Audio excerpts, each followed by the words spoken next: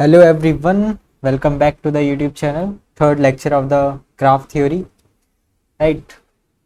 तो last class में हमने पढ़ा था ये ट्रैवर्सल वगैरह, ये सारी चीज़ हमने देख ली थी, connected component, connected graph.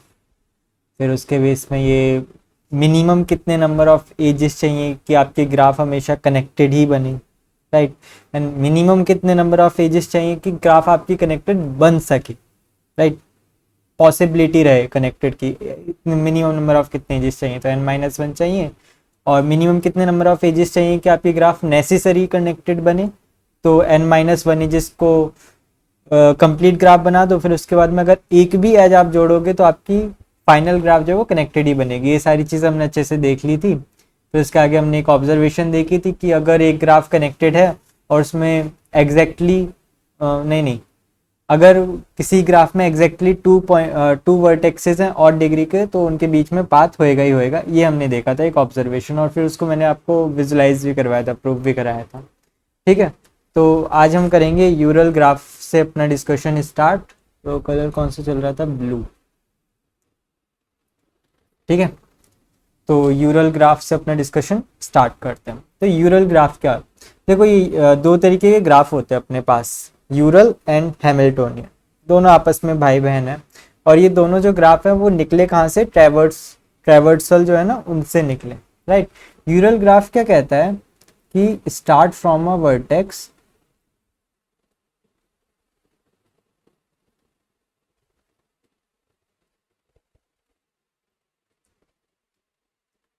Traverse each edge exactly once and come back to the same vertex, right? कि आपके पास एक ग्राफ गिवन है, उस ग्राफ में आपने किसी भी एक वर्टेक्स से चलना स्टार्ट करा, ट्रैवर्स करना स्टार्ट करा, और आपने हर एक एज को एग्जैक्टली वन टाइम्स चला और आप वापस से उसी पॉइंट पर आ गए। अगर ऐसा पॉसिबल है कोई भी पाथ, कोई भी वॉक बनाना, तो यू कैन से आपकी ग्राफ जो है वो यूरल ग्राफ है। मतलब कि अगर आपके पास कोई भी ग्राफ है, फॉर एग्जांपल स्टार ग्राफ बना लेते हैं।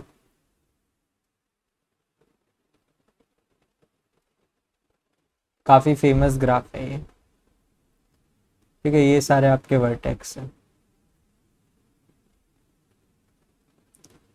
अगर आप किसी भी एक वर्टेक्स से चलना स्टार्ट करो, किसी भी एक वर्टेक्स, कोई रेस्ट्रिक्शन नहीं, तो अगर आप किसी भी एक वर्टेक्स से चलना स्टार्ट करो,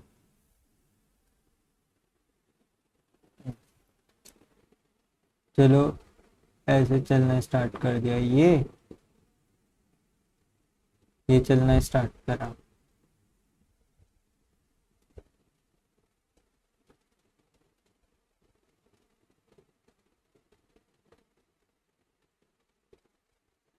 ठीक है, अब इधर आ गए। देखो, मैं किसी भी एज को ना दूसरी बार ट्रैवर्स निकल रहा है, एक ही बार कर रहा हूँ, और जो मेरा स्टार्टिंग का पॉइंट था मैं उसी पे आ गया। यहाँ से मैंने स्टार्ट करा था और मैं यहीं पे आ गया। तो यहाँ पे क्या है कि ये जो ग्राफ है अपनी, ये यूरल ग्राफ है। क्यों? क्योंकि I start from vertex A, traverse each edge one time and come back की जगह एंड, राइट? कि मैं ए से चला था और मैंने हर एक एज को सिर्फ और सिर्फ एक ही बार ट्रैवर्स किया और मैं वापस से ए ही पे आके रुक गया, राइट? वर्टेक्स को आप कितने बार भी ट्रैवर्स कर सकते हो। You can traverse vertex any number of time. Like कि जैसे आप यहाँ से गए, यहाँ पे इस पॉइंट पर आए थे, फिर आप वापस से भी इस पॉइंट के ऊपर एक और बार गए थे, तो आपने वर्टेक्स को 2 बार ट्रैवर्स किया, कोई वो नहीं है।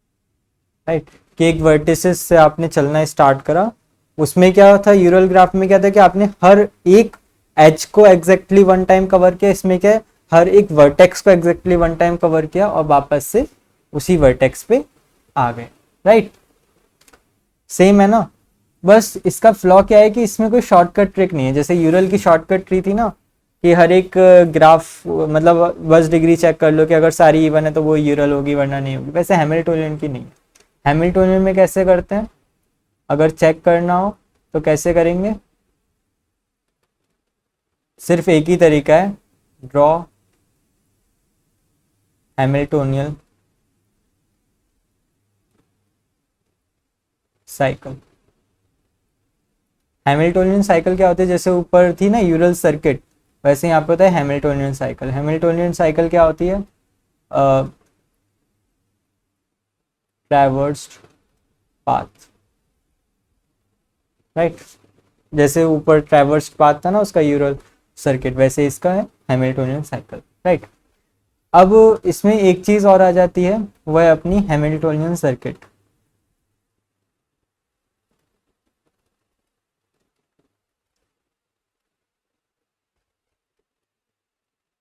हैमिल्टोनियन सर्किट क्या है कि अगर हैमिल्टोनियन साइकिल है, फॉर एग्जांपल अगर मैं ऐसा ग्राफ बनाऊं,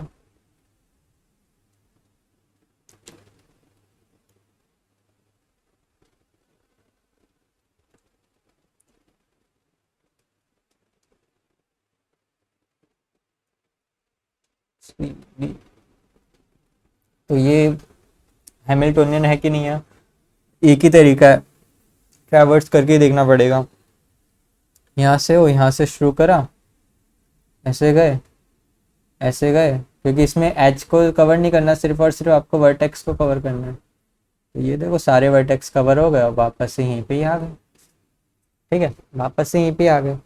तो यहाँ पे स्टार्ट कहाँ से किया था, ए से किया था, और वापस कहाँ पे आ गए, ए पे आ गए, तो ये हैमिल्टोनियन है।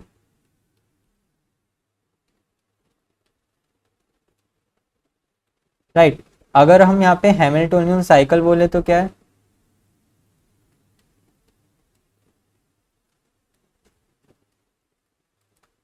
जो पूरी की पूरी साइकिल है ना, A to B to C to D to E to E to E to F to A, ये जो है ना, ये पूरी की पूरी, ये अपनी हैमिल्टोनियन साइकिल।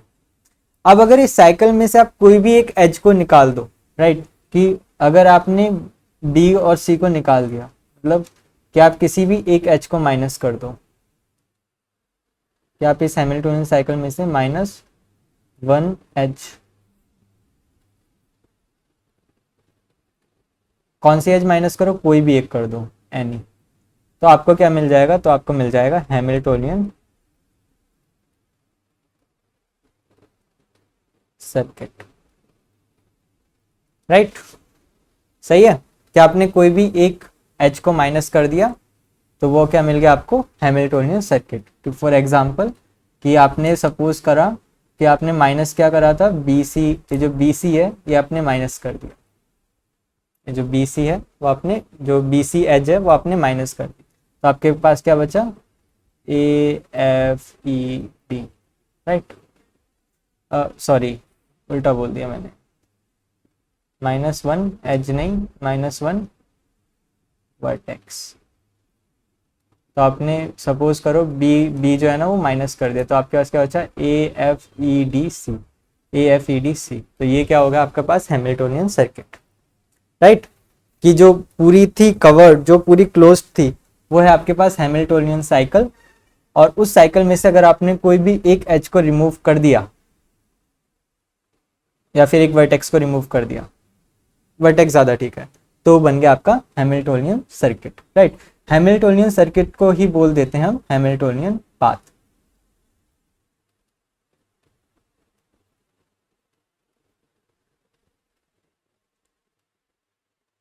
अच्छा, पाथ क्यों बोल दिया, क्योंकि देखो पाथ में क्या था, ना वर्टेक्स रिपीट होनी चाहिए ना एज रिपीट होनी चाहिए। राइट, अब यहाँ पे क्या था, एक वर्टेक्स जो था ना वो रिपीट हो जा रहा था, जो ए है वो रिपीट हो जा रहा था, अब उसको ए को हटा दिया हमने तो वो ओपन बन गया, तो वो पाथ बन गया। राइट, तो हैमिल्टोनियन सर्किट क्या होता है कि remove any one vertex from Hamiltonian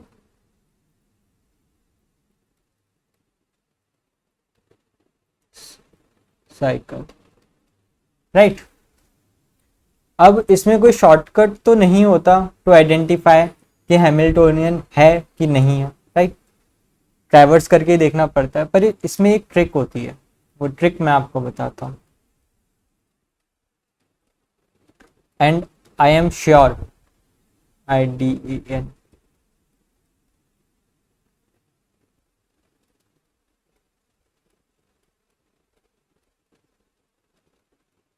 ये ट्रिक आपको 95% जगह पे नहीं दिखेगी, क्योंकि मुझे ही नहीं दिखी थी कहीं पे जब मैं पढ़ रहा था, ये मुझे किताब में दिखी थी, राइट। ये ट्रिक क्या है कि अगर कोई भी ग्राफ आपकी हैमिल्टोनियन ग्राफ है, राइट, तो उसके जो आपके पास वर्टिसेस होंगे, जितने भी आपके पास वर्टिसेस होंगे, उनकी जो डिग्री है वो n/2 से ज्यादा होनी चाहिए या फिर बराबर होनी चाहिए। समझे? रुको लिख देता हूं। Let's say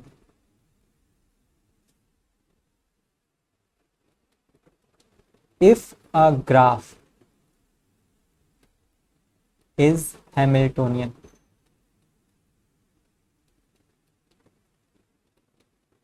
then degree of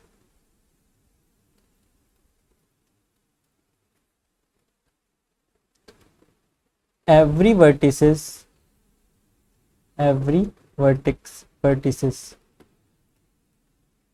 should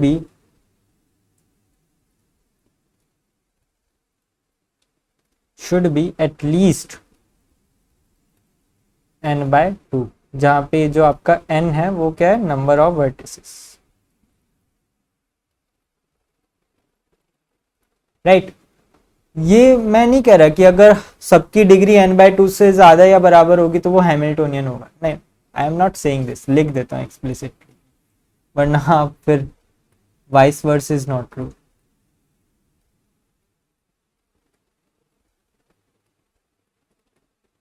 मतलब कि अगर सबकी डिग्री n/2 से ज्यादा हुई तो वो हैमिल्टोनियन होगा कि नहीं होगा, वी कैन नॉट से। पर अगर हैमिल्टोनियन है तो सबकी डिग्री n/2 से ज्यादा होएगी ही होएगी, राइट।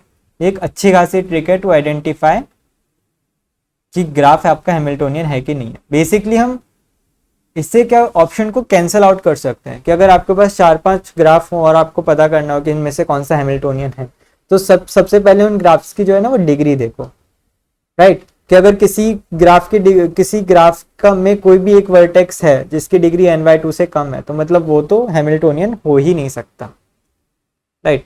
तो ऐसे करके आप ऑप्शन को कैंसिल आउट कर सकते हैं, आपका टाइम बचेगा, राइट। फॉर एग्जाम्पल कि अगर हम बात करें राइट एंगल और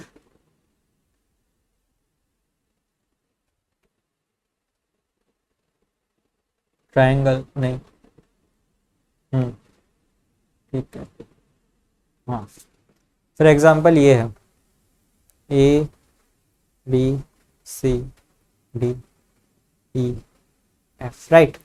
अब देखो यहाँ पे n कितना है, यहाँ पे 1 2, नहीं, कलर दूसरा, ब्लू कलर, अरे यार f का ये गायब हो गया। यहाँ पे देखो आपके पास n कितना है, 1 2 3 4 5 6, राइट। और आपके पास मिनिमम डिग्री कितनी है, इसकी 2, राइट। एंड 2 क्या आपकी 6/2 3 से बड़ी है क्या, 2 नहीं है, इसका मतलब कि ये हैमिल्टोनियन हो ही नहीं सकता। क्यों? क्योंकि इसमें कोई ना कोई एक ऐसा वर्टेक्स है जिसकी जो डिग्री है ना वो n/2 से कम है, मतलब ये है, राइट। आपको क्या ट्रैवर्स करके देखने की जरूरत पड़ी इसमें? नहीं है, नहीं पड़ी। अगर आप करना भी चाहो ना तो आप कैसे भी कोशिश कर लो, आप ट्रैवर्स कर ही नहीं सकते। आपको किसी ना किसी वर्टेक्स को वापस से रिपीट करना ही पड़ेगा, राइट। क्योंकि देखो, अगर आप ऐसे करोगे, मतलब ऊपर की तरफ जाओगे, इधर की तरफ आओगे, राइट, फिर यहाँ से आप नीचे जा सकते हो या फिर इधर आ सकते हो। पर सपोज कि आप इधर आ गए, राइट, फिर आप इधर आ गए, तो आप इधर स्टॉप हो गए, ये वाला और ये वाला रह गया। अगर आप नीचे आ गए तो फिर आप ऐसे स्टॉप हो जाओगे, फिर ये वाला ये वाला ये वाला कैसे भी कर लो, हो ही नहीं सकता। पर हमें ये करने की जरूरत ही नहीं पड़ी, क्यों? क्योंकि हमें पता था कि अगर हैमिल्टोनियन बनना है तो उसकी डिग्री जो है वो एटलीस्ट n/2 से ज्यादा होनी चाहिए, राइट। मतलब मिनिमम डिग्री जो है वो n/2 से ज्यादा होनी चाहिए। जैसे अगर मैं एक और क्वेश्चन दूं,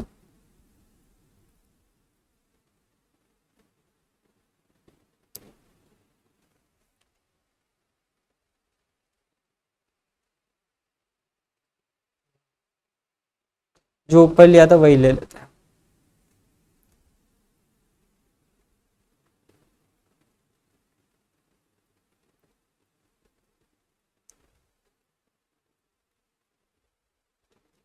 इसमें देखो आपका n कितना है, 1 2 3 4 5 6। मिनिमम डिग्री कितनी है? इसकी 2 है, इसकी 2 है। तो क्या ये फिर से वही केस बन गया, ट्रिक वाला बन गया। ट्रिक यहाँ पे सेटिस्फाई, मैं चाह रहा था ट्रिक सेटिस्फाई ना करे, राइट। तो ये भी हैमिल्टोनियन नहीं होगा। आपको ये भयानक सा ग्राफ दिया था पर ट्रैवर्स करने की जरूरत ही नहीं, ये हैमिल्टोनियन नहीं होगा, राइट। कोई और क्वेश्चन देता हूँ जिसमें ट्रिक काम ना करे। 2.5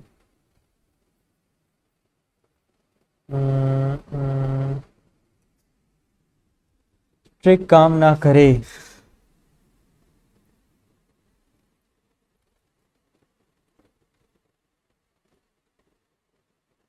ये वाला देखो, 1 2 3 4, 1 2 3 4 5, 5/2.5। इसमें भी ट्रिक का लग जाएगी। हाँ हाँ हाँ, आर्टिकुलेशन, यस, इसमें नहीं लग पाई।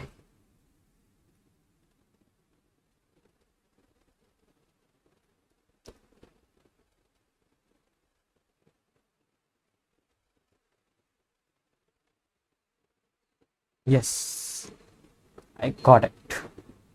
A B C D E, ये भी वर्टेक्स है, F M, right. A B C D E F G। अब इसमें देखो n कितना है आपका, 1 2 3 4 5 6 7। 1 2 3 4 5, 1 2 3 4 5 6 7। यस, मिनिमम डिग्री कितनी है आपकी? 3 ही है, right. Is greater than equals to 7/2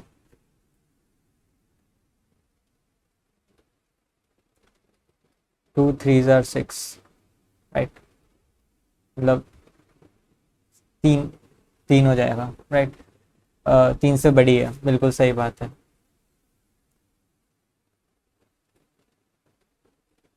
गलत बात, ये इसमें भी ट्रिक लग गई। चलो वो अपने आप देख लेना, ठीक है। कोई ना कोई ऐसा क्वेश्चन तो मिल ही जाएगा। पर मेरे कहने का मतलब ये जो मैं समझाना चाह रहा था कि अगर किसी क्वेश्चन में आपके पास ये ट्रिक सेटिस्फाई कर रही है कि जो मिनिमम डिग्री है वो n/2 से बड़ी है, तो ऐसा जरूरी नहीं कि वो हैमिल्टोनियन हो, राइट। वो हो भी सकता है, नहीं भी हो सकता। पर अगर उसमें मिनिमम डिग्री जो है वो n/2 से बड़ी नहीं है, छोटी है, तो पक्का हैमिल्टोनियन नहीं ही होगा। कुछ भी कर लो, हो ही नहीं सकता, राइट। और यूरल ग्राफ को तो प्रूव करने का तरीका एकदम सिंपल है। क्या तरीका है? कि देखना है कि हर एक वर्टेक्स की जो डिग्री है वो इवन है कि नहीं है। अगर इवन है हर एक वर्टेक्स की डिग्री तो वो आपका यूरल ग्राफ होगा, राइट। चलिए, now move to the next topic,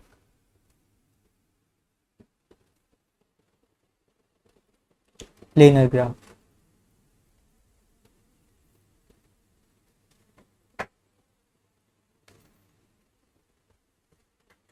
right, what is the planar graph?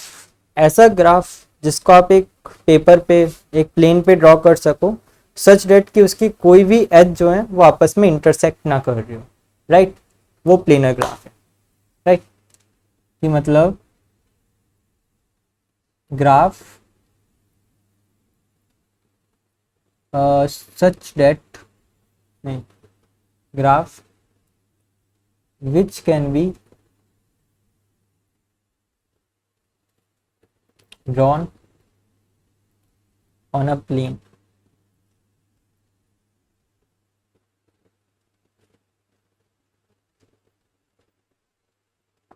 such that none of its edges are intersecting, right. तो वो होगा प्लेनर ग्राफ, राइट। जानबूझ के इंटरसेक्ट कराओगे देन वी कैन नॉट से कि नॉन प्लेनर है, right, क्योंकि यहाँ पे लिखा है कैन बी ड्रॉ, कि ग्राफ को क्या ड्रॉ किया जा सकता है प्लेन पे सच दैट कि उसकी कोई भी एज इंटरसेक्ट ना करती हो। फॉर एग्जांपल ये इसमें जो ये बीच वाला है ना, this is not a vertex, right. तो आप यहाँ पे देख पा रहे हो कि इसके अंदर 6 एजेस हैं, A B, B C, C D, D A C and B D. पर आपको लग रहा होगा कि ए सी और बी डी जो है वो आपस में इंटरसेक्ट कर रहे हैं, तो ये नॉन प्लेनर है, बट इट इज नॉट। क्यों? क्योंकि इसको इस तरीके से भी लिखा जा सकता है। कैसे लिखा जा सकता है? इसको ऐसे और फिर इसको ऐसे,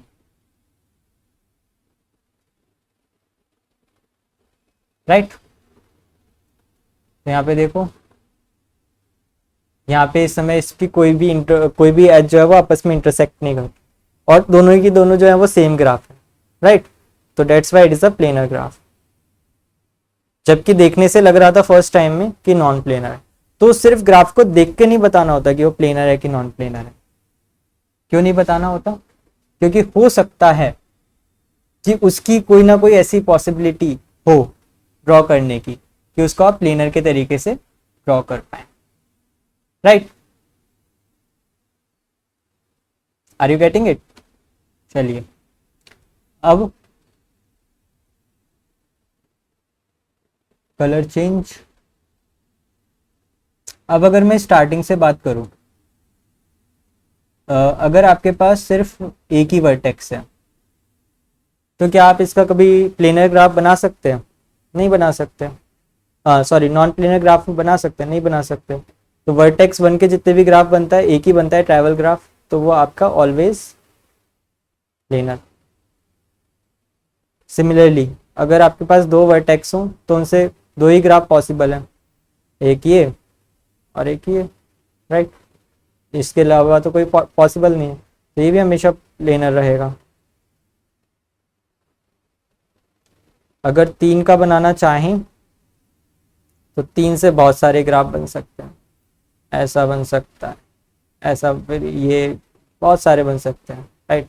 और जो लास्ट वाला एकदम टाइटली पैक्ड ग्राफ होगा that will be the complete graph, right. वही होगा ना कि यहाँ पे नंबर ऑफ एजेस आपकी मिनिमम थी 0 और यहाँ पे नंबर ऑफ एजेस आपकी मैक्सिमम थी सबसे बड़े ग्राफ में, सबसे डेंस ग्राफ में, n इंटू एन माइनस 1/2। तो ये भी आपका प्लेनर है। अब जब सबसे ज्यादा एज वाला ही प्लेनर है तो ऑब्वियसली इसके बाकी के जितने भी ग्राफ्स होंगे उन सब में इनमें से कोई ना कोई एक एज या फिर 2 एज या फिर 3 एज मिसिंग होगी, तो वो तो प्लेनर होएगा ही होएगा, कॉमन सेंस। तो अगर n इक्वल्स टू 4 हुआ, राइट, इसका भी देख लेते हैं टाइटली पैक्ड ग्राफ कैसा है।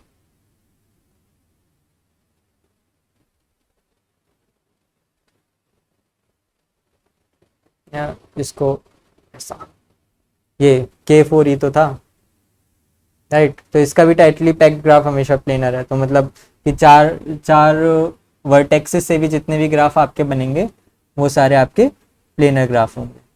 अब देख लेते हैं n equals to 5। n equals to 5 से कैसा ग्राफ बनेगा? 1 2 3 4 5, ये पहला ग्राफ होगा और दूसरा ग्राफ होगा टाइटली पैक्ड ग्राफ।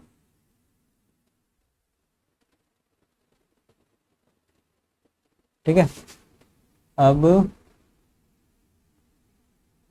फिर इसको जोड़ना है, ऐसे जोड़ दो, राइट। तो अब ये ऐसे जुड़ जाएगा, पर ये वाला जो पॉइंट है वो इससे नहीं जुड़ पाएगा। कौन सा वाला नहीं जुड़ पाएगा? ये वाला पॉइंट इससे नहीं जुड़ पाएगा, राइट। तो ये जो है ये आपका नॉन प्लेनर, राइट। अब वो इसमें ये वाली इससे जुड़ी हुई है, इससे जुड़ी हुई है, इससे जुड़ी हुई है, और इससे भी जुड़ी हुई है, तो ये तो कंप्लीटनेस को फॉलो कर रही है। ये वाली इससे जुड़ी हुई है, इससे जुड़ी हुई है, इससे जुड़ी हुई है, ये इससे जुड़ी, ये भी खुश है। ये वाली इससे जुड़ी हुई है, इससे जुड़ी हुई है, इससे भी जुड़ गई, इससे भी जुड़ गई, ये भी खुश है। पर इसकी जो है ना, इसकी एक एज मिसिंग थी, ये वाली, इसकी एक एज मिसिंग थी, ये वाली। अगर इन दोनों को जोड़ना है तो इन दोनों को जोड़, कैसे भी इन दोनों को जोड़ने की कोशिश करो, ये किसी ना किसी एक एज से इंटरसेक्ट जरूर करेगा, राइट। तो ये प्लेनरिटी को फॉलो नहीं करेगा। तो ये है नॉन प्लेनर ग्राफ। अगर इस नॉन प्लेनर में से हम कोई भी एक एज को घटा दें, मतलब इसको अगर घटा दें तो ये प्लेनर बन जाएगा। तो अगर इसमें से कोई भी एक एज को घटा दें तो वो क्या बन जाएगा? प्लेनर बन जाएगा, राइट। तो यहां से अपनी एक ऑब्जर्वेशन निकल के आती है।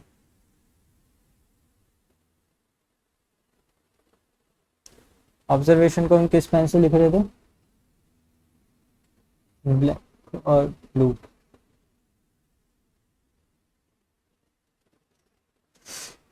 क्या कि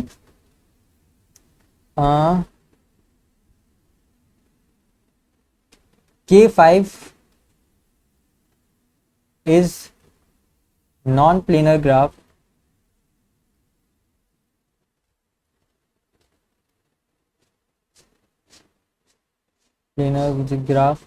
with minimum number of vertices। क्योंकि हम तो स्टार्टिंग से वर्टेक्स को ही देखते आ रहे हैं ना, we can not say anything about the edges अभी के लिए, राइट। क्योंकि हम तो हमेशा वर्टेक्स को कहते आ रहे हैं। तो K1 K2 मतलब K1 भी प्लेनर थी, K2 भी प्लेनर थी, K3 भी प्लेनर थी, K4 भी प्लेनर थी, पर K5 आपकी प्लेनर नहीं बन पाई, राइट। इसका मतलब मतलब जो सबसे कम नंबर ऑफ वर्टेक्सेस वाली ग्राफ है जो कि आपकी नॉन प्लेनर है, वो है आपकी K5। नाउ एक चीज और देखते हैं। अब क्या देखते हैं, हमने एक चीज और पढ़ी थी, बायपार्टेड ग्राफ। बायपार्टेड ग्राफ भी हमने पढ़ा था।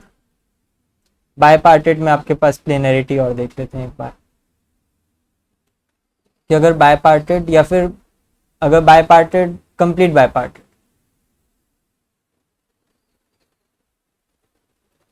राइट। कंप्लीट बायपार्टेड में क्या होता था कि इधर के मतलब एक सेट के जो वर्टिसेस है वो दूसरे सेट के सारे वर्टिसेस से कनेक्टेड होते थे। तो अगर हम देखें K3 एक इंपॉर्टेंट पॉइंट है। तो K3 का मतलब क्या है कि यहाँ पे आपके पास 3 वर्टिसेस हैं और यहाँ पे भी आपके पास 3 वर्टिसेस हैं, राइट। अब आप अगर इन 3 वर्टिसेस को कंप्लीट करने की कोशिश करो तो देखो, ये इससे जुड़ गया, इससे जुड़ गया, इससे जुड़ गया। इसको इससे जुड़ना है तो यहाँ से जाएगा तो वो हो जाएगा, ये यहाँ से चला गया, फिर ऐसे चला गया, इससे ऐसे ही जुड़ गया, ये ऊपर वाले से चलो ऐसे जुड़ गया, नीचे वाले से चलो ऐसे जुड़ गया। पर अगर इसको इससे कनेक्ट होना है, इसको इससे कनेक्ट होना है, जो कि होना ही पड़ेगा क्योंकि ये कंप्लीट है, इसको इससे कनेक्ट होना है तो इसको किसी ना किसी एच को इंटरसेक्ट करना ही पड़ेगा, जो कि ये प्लेनरिटी की कंडीशन को फॉलो नहीं कर रहा, राइट। तो यहां से क्या निकला कि non planar graph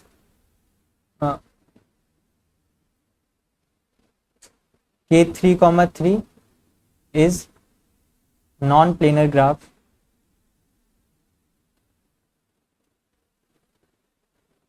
with minimum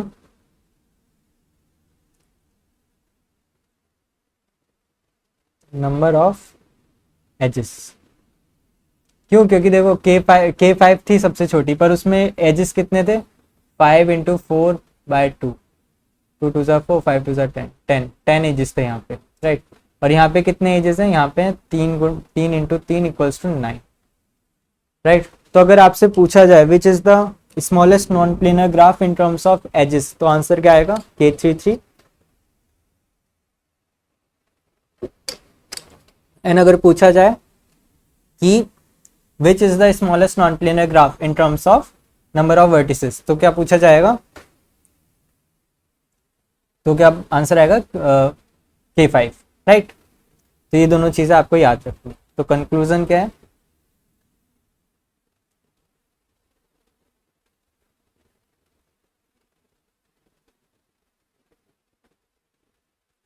कि K33 smallest non planar in terms of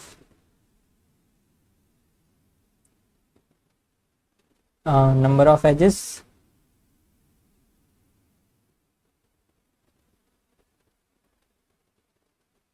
K5 smallest non-planar in terms of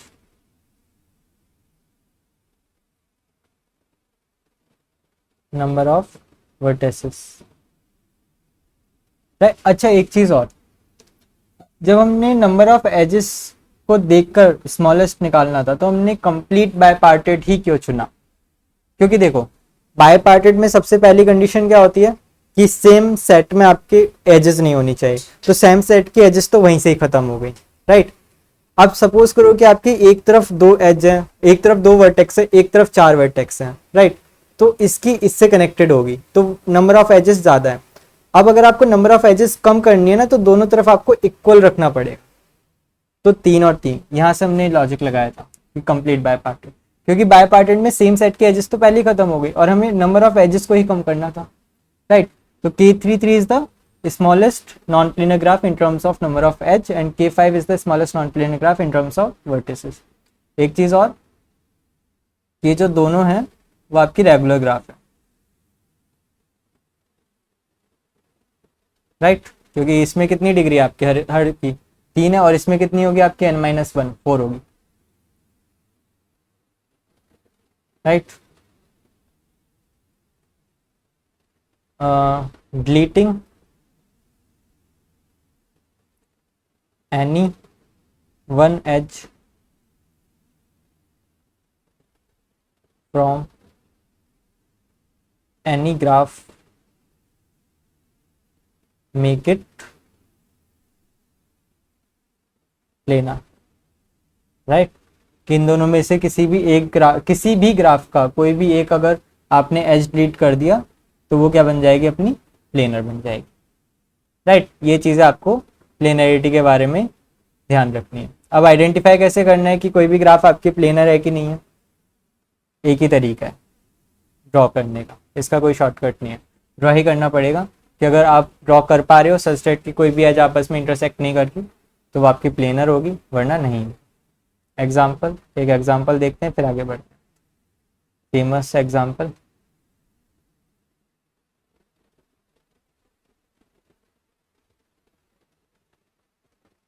इसके बारे में डिसाइड करो कि ये प्लेनर है कि नहीं है।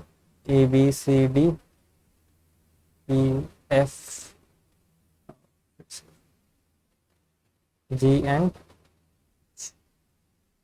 राइट। देखो देखने से तो लग रहा है कि ये एज जो है वापस बहुत सारी एज आपस में इंटरसेक्ट कर रही है, पर इसको आप एक तरीके से और भी लिख सकते हो। ये आपको जब काफ़ी सारे एग्जांपल्स देखोगे सॉल्व करोगे तब आपको ये थोड़ी विजुअलाइजेशन आएगी। अगर आप देखो तो ये दोनों फिगर सेम ही है, राइट। कि ABCD और एक इससे कनेक्टेड थी B से, D से और E से, EFGH।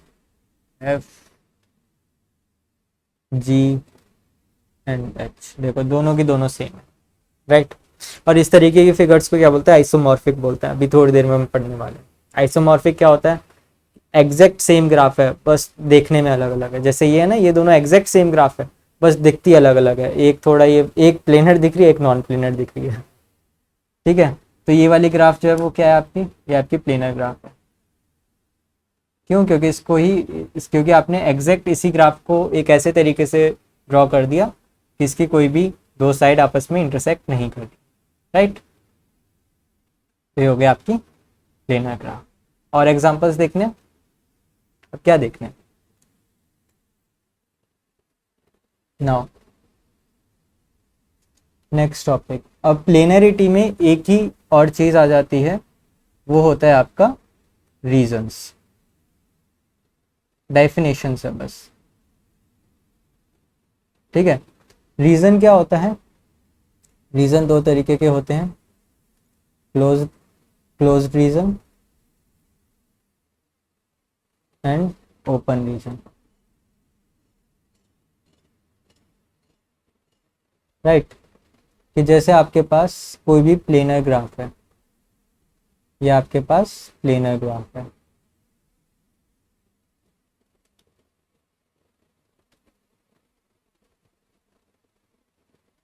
राइट, तो इसमें देखो, ये जो पूरा पूरा जो प्लेन है, उस प्लेन को ये कितने पार्ट्स में कट कर रहा है, वो हो गए उसके रीजन्स। जैसे देखो, ये प्लेन एक एक ये कट हो गया।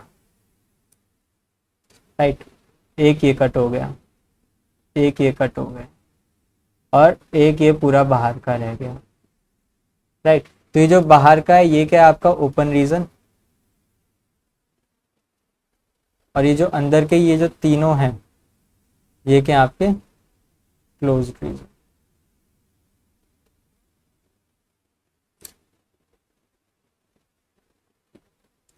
राइट, तो इसमें जो टोटल रीजन है, वो टोटल रीजन कितने आ गए, 1 2 3 4, जिसमें से आपके पास 3 जो है वो क्लोज्ड है और एक जो है वो ओपन है। क्यों? क्योंकि इसकी कोई लिमिट ही नहीं है, इनफाइनाइट तक फैला हुआ है। जितना बड़ा प्लेन है उतना बड़ा ओपन रीजन। राइट, रीजन का एक और नाम होता है, वो होता है आपके फेस। राइट, तो और ये जो रीजन है ना, ये रीजन का कॉन्सेप्ट ये एग्जिस्ट करता है केवल और केवल प्लेनर ग्राफ के लिए।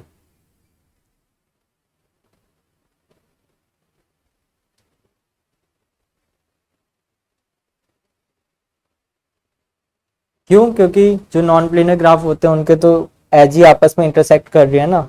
अब जब एज इंटरसेक्ट कर रहे हैं तो ये रीजन जो है वो डिवाइड होते जा रहे हैं, तो कोई सिग्निफिकेंस नहीं बचता है कि अगर इसी के अंदर हम ऐसे ऐसे कर दें, घुसा दें, फिर वो एज आपस में डिवाइड हो जाए, रीजन आपके डिवाइड होते रहेंगे। तो जो रीजन का जो कॉन्सेप्ट है वो केवल केवल प्लेनर ग्राफ के लिए ही एग्जिस्ट करता है।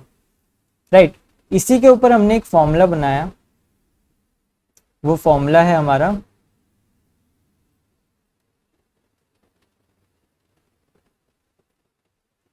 URLs formula.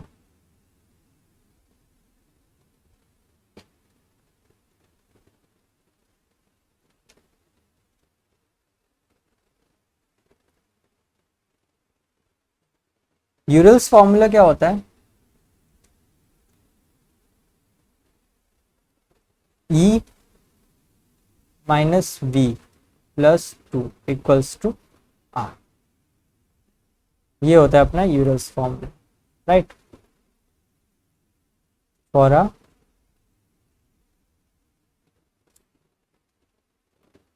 Connected graph.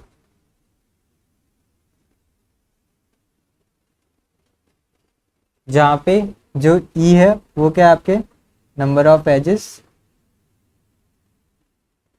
जो आपके पास वी है वो क्या है आपके पास नंबर ऑफ वर्टेसेस, एंड जो आर है वो क्या है आपके पास नंबर ऑफ रीजन्स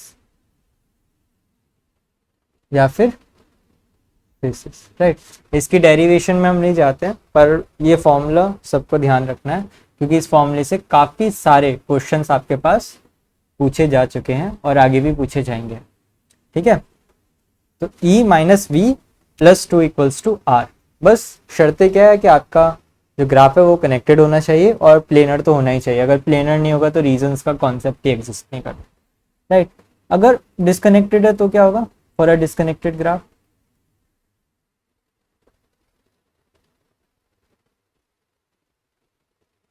राइट। पर डिस्कनेक्टेड में भी क्या है कि ईच कंपोनेंट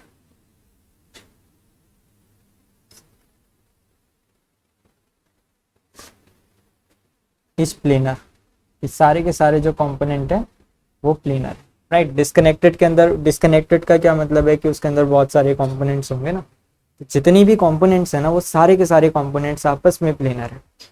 राइट। तो अगर डिस्कनेक्टेड है तो उसका क्या होगा,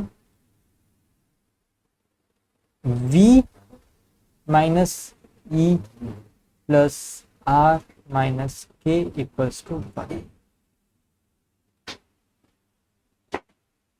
ठीक है, e v minus e plus r minus k equals to 1, जहाँ पे जो v है वो आपके पास number of vert edges, e है नंबर, v आपके पास नंबर ऑफ वर्टिसेस, ई आपको नंबर ऑफ एजेस, आर है नंबर ऑफ रीजन्स, और जो k है वो क्या है आपके पास number of connected component.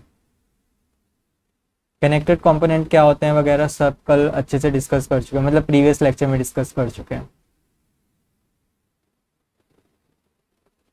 Right. बात देखो सेम ही है, अगर आप चाहो तो सिर्फ और सिर्फ इस फॉर्मूले को भी याद रख सकते हो, क्या e minus v minus e plus r minus k equals to 1। क्यों? क्योंकि अगर आपके पास के की वैल्यू 1 हुई तो देखो के की वैल्यू 1 है तो क्या है, मतलब कि आपका जो ग्राफ है वो कनेक्टेड है। अगर आप पुट करोगे तो क्या बना, v minus e plus r minus 1 equals to 1, तो v minus e plus r equals to 2, same ही बन गया, है ना। देखो नहीं नहीं दिख रहा ना, सेम दिखाता हूँ। एक तरफ आर रखो और बाकी सबको दूसरी तरफ भेज दो, आर इधर रखा बाकी तरफ दूसरी तरफ, v 2 plus e minus v, अब सेम लगा, हाँ अब सेम लग गया। ठीक है, तो बात एक ही है, बस अलग से फॉर्मूला क्यों बनाया, क्योंकि डिस्कवरी पहले इसकी हुई थी, पहले इसकी डिस्कवरी हुई थी, फिर आया कि कनेक्टेड के लिए हो सकता है तो डिस्कनेक्टेड के लिए भी कोई ना कोई ग्राफ एग्जिस्ट करेगा, तो फिर डिस्कनेक्टेड के लिए ग्राफ बनाया, ये फॉर्मूला बनाया। डेट्स वाई दोनों फॉर्मूलों को अलग अलग पढ़ते हैं। राइट। अगर पहले इसकी डिस्कवरी हुई होती ना तो ये फॉर्मूले को कोई याद नहीं रखता, तो इसी फॉर्मूले को सब याद रखते, और फिर अगर कनेक्टेड है तो के की वैल्यू 1 पुट करके फिर इसी से सब आंसर्स निकालते। समय समय का खेल है बस। ठीक है, तो ये बहुत ही ज्यादा इंपॉर्टेंट चीज है यूरल्स फॉर्मूला, इसको सबको याद रखना। नाउ एक theorem, first let's have some water.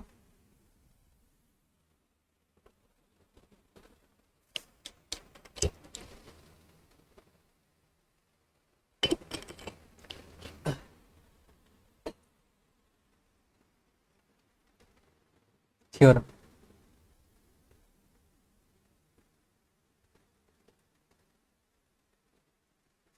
Right.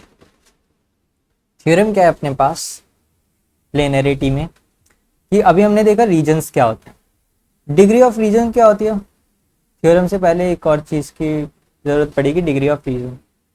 Degree of region क्या होती है,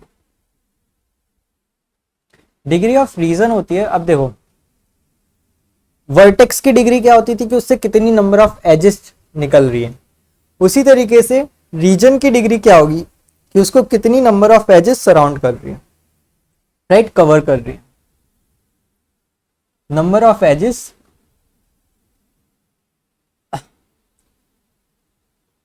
कवरिंग द रीजन, राइट, कि आपके पास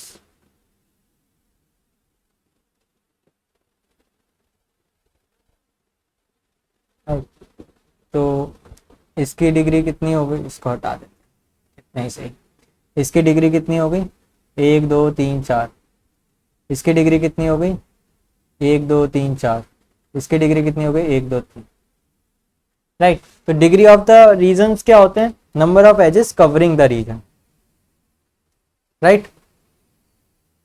उसमें क्या था, डिग्री ऑफ द वर्टिसेस क्या था कि नंबर ऑफ एजेस जो यहां से निकल रही है, सही है, ठीक ठाक। अब हमारी थ्योरम क्या है कि जैसे वहां पे था summation of all the degrees equals to 2 into number of vertices, हाँ नहीं था ना, नहीं, summation of all the degree equals to 2 into number of edges. ठीक है, वैसे ही यहाँ पे अपनी थ्योरम क्या है कि 2 इंटू नंबर ऑफ वर्टिसेस, हाँ नहीं था ना, नहीं, summation of all the degree equals to 2 into number of edges. ठीक है, वैसे ही यहाँ पे अपनी थ्योरम क्या है कि 2 इंटू नंबर ऑफ एजेस, ठीक है, वैसे ही यहाँ पे अपनी थ्योरम क्या है कि summation of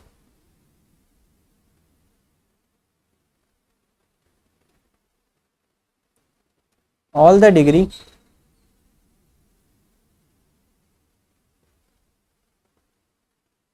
of summation of degree of all the regions.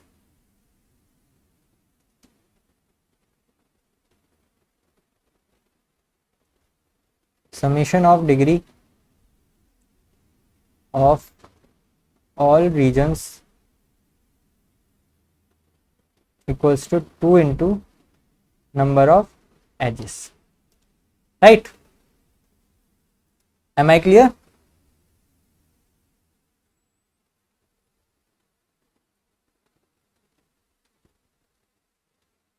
अब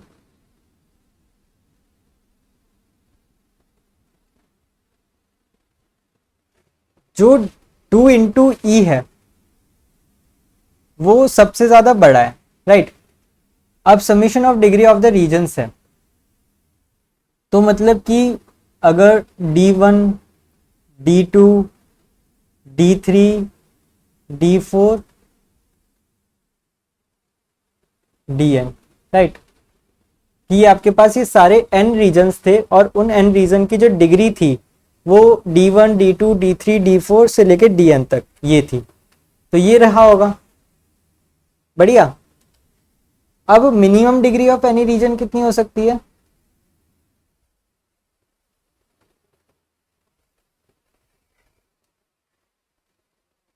Dn की जगह यहाँ पे Dr ले लो।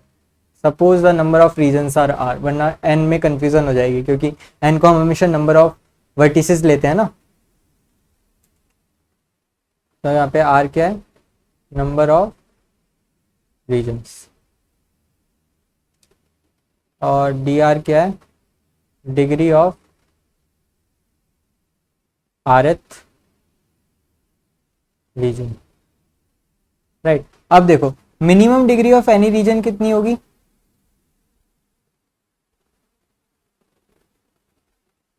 क्या सिर्फ और सिर्फ एक एच से रीजन बनाना पॉसिबल है? नहीं है। क्या सिर्फ और सिर्फ 2 एच से, ये 2 एच है, क्या 2 एच से रीजन बनाना पॉसिबल है? नहीं है। ठीक है। क्या 3 एच से क्या 3 एच से रीजन बनाना पॉसिबल है? बिल्कुल है। तो मिनिमम डिग्री कितनी हुई? मिनिमम डिग्री हुई 3, कि मतलब कम से कम 3 एच तो चाहिए ही चाहिए अगर हमें कोई रीजन बनाना है, क्योंकि 2 से नहीं बन सकता, 1 से नहीं बन सकता, तो कम से कम 3 तो चाहिए ही चाहिए, राइट। तो अगर हम हर एक डिग्री ऑफ रीजन को 3 से रिप्लेस कर दें तो वो क्या एकदम मिनिमम वैल्यू आ जाएगी? मिनिमम वैल्यू आ जाएगी ना, क्योंकि देखो ये क्या था, ये तो थी एक्चुअल डिग्री का समेशन, पर अगर एक्चुअल डिग्री का समेशन था और इसमें से हर एक जो डिग्री थी वो 3 से बड़ी रही होगी, वो 3 से बड़ी रही होगी, तो सबको अगर हम मिनिमम कर दें, सबको अगर हम 3 कर दें तो ये मिनिमम वैल्यू आ जाएगी। 3 से बड़ी करेंगे तो बड़ी हो जाएगी, पर सबको हम किसी को भी 3 से छोटा तो नहीं कर सकते ना। तो क्या हम ऐसा कह सकते हैं कि अगर हम सबको 3 से रिप्लेस कर दें तो ये इस तरीके का रहेगा? कैन बी से इट? ध्यान से देखिए, हर एक डिग्री को मिनिमम डिग्री से रिप्लेस कर दिया तो क्या वो एकदम मिनिमम थ्रेशोल्ड आ जाएगा? बिल्कुल आ जाएगा। नंबर ऑफ रीजन्स कितने थे? R, तो मतलब R टाइम्स 3 ऐड हो रहा होगा, R टाइम्स 3 ऐड हो रहा होगा, तो मतलब यहाँ पे कितना रहा होगा? 3 इंटू R, तो 3 इंटू R कितना हो गया? 2 इंटू E हो गया, राइट। तो this is the most important theorem, and I am telling you 90% जगह पे डायरेक्ट फॉर्मूला पढ़ाया जाता है। No one is going to teach its derivation, right. पर देखो कितनी बढ़िया डेरिवेशन है इसकी, ठीक है। तो ये बहुत ज्यादा इंपॉर्टेंट है। Am I clear? तो अब आपके पास कंक्लूजन क्या रहा कि आपके पास 2 फॉर्मूलाज हैं, इन्हीं 2 फॉर्मूला के ऊपर पूरा प्लेनरिटी का गेम टिका हुआ है। पहला फॉर्मूला क्या है, r equals to e minus we plus two, and दूसरा फॉर्मूला क्या है, 3r is less than equals to 2e, right. इसी दो फॉर्मूलाज पे पूरा प्लेनरिटी का क्वेश्चंस टिके हुए, right, for every planarity questions, right, सही है। अब इसको अपनी अपनी जगह से इस्तेमाल करते रहना। फॉर एग्जाम्पल कि अगर आपको क्वेश्चन में क्या गिवन हो, क्वेश्चन में आपको ई गिवन हो और वी आपको गिवन हो, नहीं, ई गिवन हो और आपको ये दे रखा हो प्लेनर, और आपको आर निकालना हो,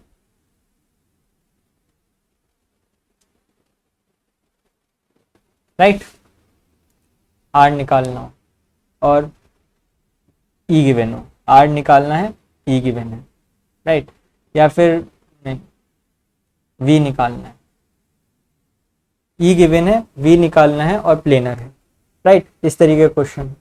तो देखो जैसे ही आपको समझ में आया कि क्वेश्चन में गिवन है कि प्लेनर है, मतलब कि आपकी ये दोनों जो इक्वेशन है वो काम में आएंगे, तो काम में लगा दो, r equals to e minus we plus two and 3r is less than equals to 2e। तो देखो v आपको चाहिए, e आपको चाहिए, r नहीं चाहिए, तो r यहाँ पर भी है, यहाँ पर भी है, उसको इलिमिने वो उसको पुट कर दो, वैल्यू को पुट कर दो। तो ये इक्वेशन यहाँ पे पुट की तो 3 into e minus we plus two is less than equals to 2e, तो 3e minus 3v plus 6 is less than equals to 2e, तो 3v minus 6 is greater than equals to e, right. ये आपकी equation बनी, put करो value और answer निकालो, right. तो इस तरीके से आप हर एक प्लेनरिटी के क्वेश्चंस को सॉल्व कर सकते हैं केवल और केवल इन्हीं दो फॉर्मूला की मदद से, राइट। तो यहाँ से आपका प्लेनरिटी का जो कॉन्सेप्ट है वो आपका खत्म हो गया। Now we will move to the colouring.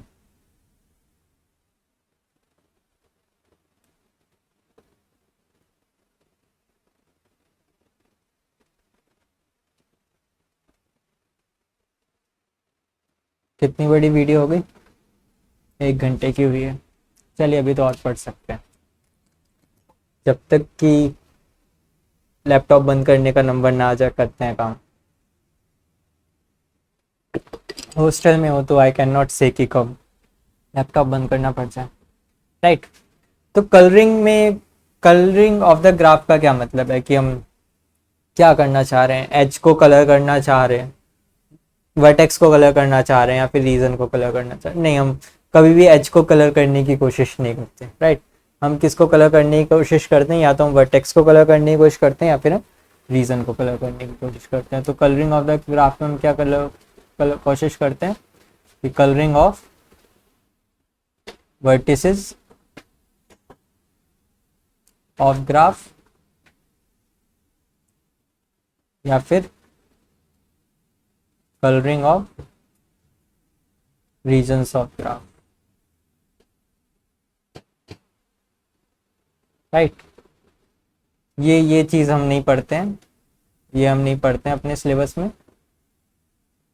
अपने सिलेबस में जो पूरी रामायण होने वाली है वो किस में होने वाली है, colouring of vertices of the graph, ठीक है।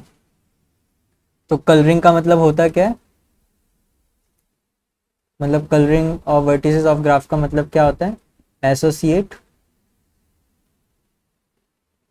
SOCIATE every vertex of graph with a color। ये कॉर्नर वाला दिख रहा है ना, अच्छा थोड़ा सा कट गया, आगे से ध्यान रखूंगा, ठीक है। कि ग्राफ के जितने ही वर्टेक्स हैं उन सारे वर्टेक्स को किसी ना किसी कलर से जोड़ देना, वो कहलाता है कलरिंग ऑफ ग्राफ, राइट। फिर आता है एक proper colouring, proper vertex colouring.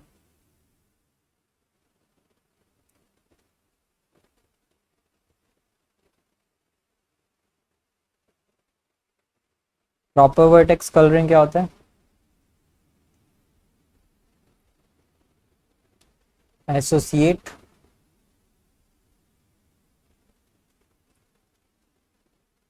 Every vertex with a colour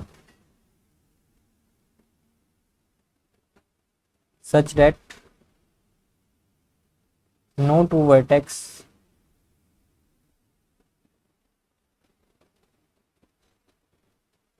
vertex of same color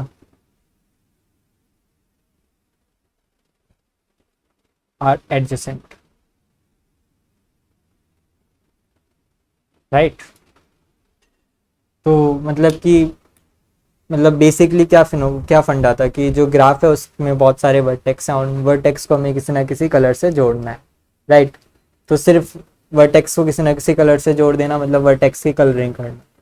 फिर आता है कि प्रॉपर कलरिंग करनी है, मतलब कि कलरिंग इस तरीके से करनी है कि आपके पास जो एडजेसेंट वर्टेक्स हैं, मतलब जिन वर्टेक्स के बीच में एज एज आपके प्रेजेंट है, वो वर्टेक्स को सेम कलर ना हो, राइट?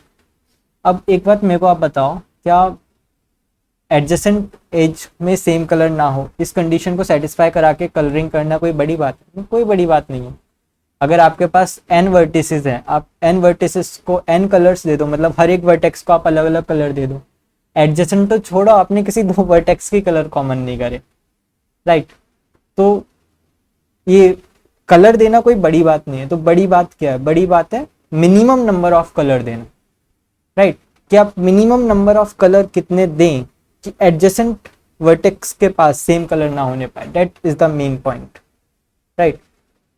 क्योंकि आप एन वर्टेक्स को एन कलर दे दोगे, कंडीशन तब भी सेटिस्फाइड, पर मिनिमम कितने कलर दो कि आपके एडजेसेंट वर्टेक्स के पास सेम कलर ना होने पाए, राइट? ये बढ़िया बात है।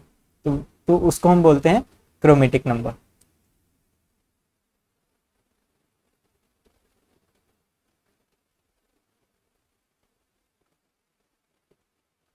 Chromatic number of a graph,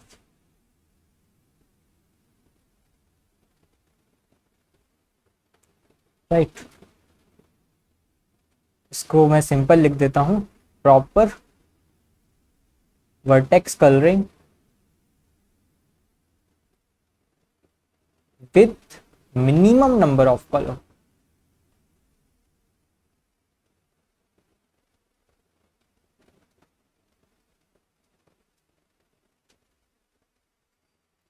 right? कि मैक्सिमम कलर देना कोई बड़ी बात नहीं, पर मिनिमम कितने कलर हों कि आपके एडजेसेंट वर्टेक्स के पास कलर ना होने पाए सेम सेम, तो उसको बोलेंगे क्रोमेटिक नंबर। क्रोमेटिक नंबर का नोटेशन भी है आपके पास, वो है x of G, right? Are you getting it? क्या ये तीनों डेफिनेशन आपको क्लियर है?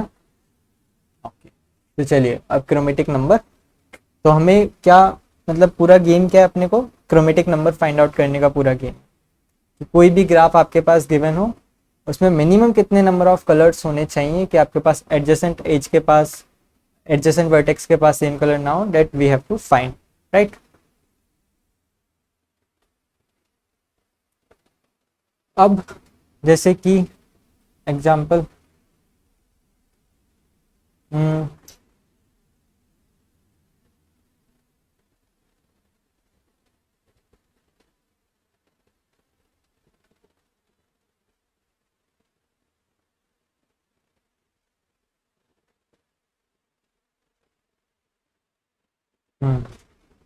ये वाला आपका ग्राफ है, ऐसे कुछ मैंने रैंडमली बना दिया, ठीक है? अब देखो, सबसे पहले आप कलर दे दो जिस वर्टेक्स की डिग्री सबसे ज़्यादा है। इसकी डिग्री सबसे ज़्यादा है 1 2 3 4, राइट? तो इसको आपने कलर दे दिया सपोज ए।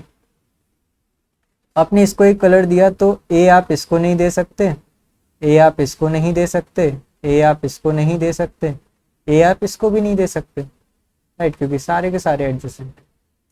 तो आप किसको दे सकते हो? आप ए किसको दे सकते हो? तो इसको दे दो, इसको दे सकते हो, इसको भी दे दिया, इसको दे सकते हो, इसको भी दे, फिर इसको दे दो, चलो बी दे दो, ठीक है। इसको आप बी दे दिया तो इसको आप बी नहीं दे सकते, ए दे रखा है, इसको आप बी नहीं दे सकते, तो इसको आप बी दे सकते हो, हाँ इसको दे सकते हो क्योंकि ये कहीं से भी एडजेसेंट नहीं है, तो इसको आपने बी दे दिया। फिर इसको आप बी दे सकते हो, इसको आप बी नहीं दे सकते क्योंकि ये यहाँ से एडजेसेंट हो जाएगा, तो आपने इसको क्या दे दिया, इसको आपने सी दे दिया। तो यहाँ पे क्या हुआ, इसका क्रोमेटिक नंबर कितना हुआ, इसका क्रोमेटिक नंबर हुआ 3। कौन कौन से कलर हैं अपने पास, ए बी और सी, ए बी सी कलर हैं, ठीक है। सपोज ए के आपके पास रेड है, आरजीबी, बी के आपके पास ग्रीन है, और सी के आपके पास ब्लू है, राइट। तो ये आपके पास क्रोमेटिक नंबर। तो क्रोमेटिक नंबर को फाइंड आउट करने का कोई भी शॉर्टकट मेथड नहीं है, आपको कलरिंग करके ही देखना पड़ेगा, राइट। अब इसमें कुछ observation,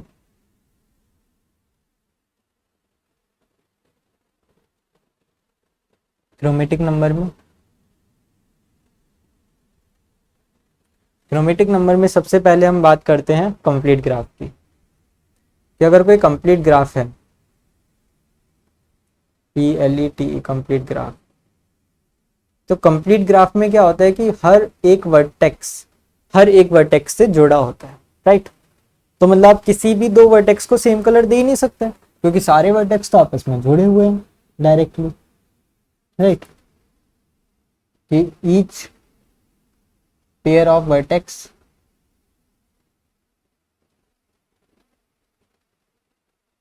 are connect,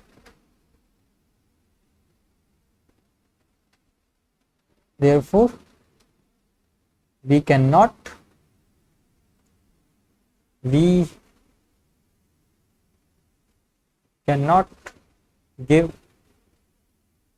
same color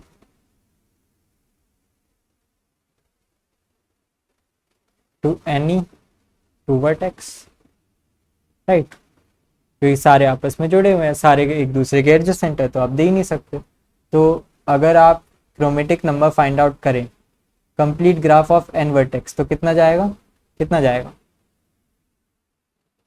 N जाएगा, राइट। एक ही तरीका है कि सबको अलग अलग कलर दे दो। दूसरा, आपने एक और चीज पढ़ी थी, क्या पढ़ी थी, बाय पार्टेड ग्राफ।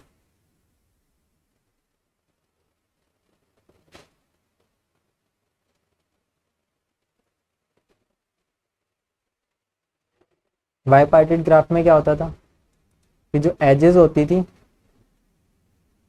सेट 1 है उसके अंदर वर्टेक्स है, सेट 2 है उसके अंदर वर्टेक्स है, तो जो एजेस हैं वो केवल और केवल इन्हीं के बीच में प्रेजेंट है, राइट। ऐसे कोई भी एज प्रेजेंट ही नहीं है।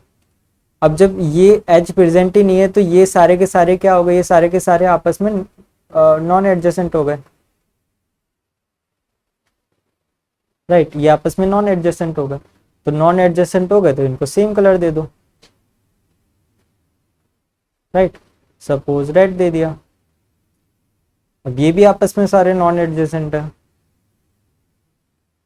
अब ये सब नॉन एडजेसेंट है तो इनको भी सेम कलर दे दो। पर इनका जो कलर है वो रेड के बराबर नहीं होना चाहिए, क्यों, क्योंकि ये अगर इसको भी रेड दे दिया तो ये आपस में तो एडजेसेंट है ना, ये वाला वर्टेक्स और ये वाला वर्टेक्स आपस में एडजेसेंट है, तो फिर गलत बात हो जाएगी। तो इनका कलर डिफरेंट होना चाहिए, तो ये रेड नहीं होना चाहिए, बाकी कुछ भी दे दो। सपोज हमने इसको ब्लू दे दिया, राइट। तो इनका क्रोमेटिक नंबर कितना हुआ, क्रोमेटिक नंबर कितना हुआ, 2 हुआ। कौन कौन सा, रेड और ब्लू, राइट। सही है। तो बायपार्टेड ग्राफ में हमारी क्या ऑब्जर्वेशन आई कि x of any बायपार्टेड graph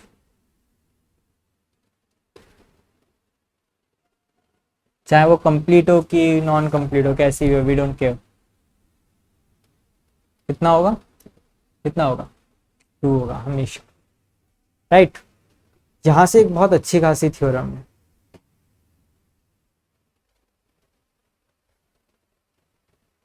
theorem क्या है कि इफ क्रोमेटिक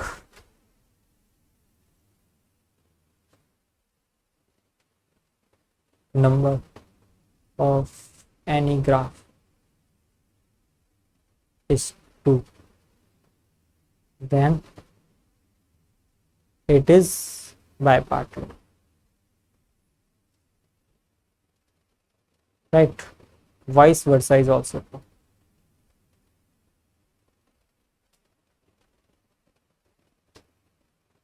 ये बहुत इंपॉर्टेंट है क्या, कि अगर किसी ग्राफ को प्रूफ करना हो कि बायपार्टेड है कि नहीं है, एक तरीका तो वही था जो फर्स्ट लेक्चर में सिखाया था कि सेट अरेंज करना स्टार्ट कर दो, पर अगर बहुत बड़ी ग्राफ है तो एक तरीका और भी है, क्या, कि उसको कलर देना स्टार्ट कर दो।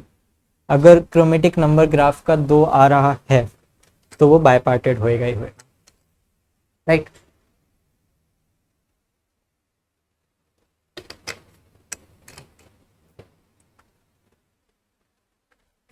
ठीक है,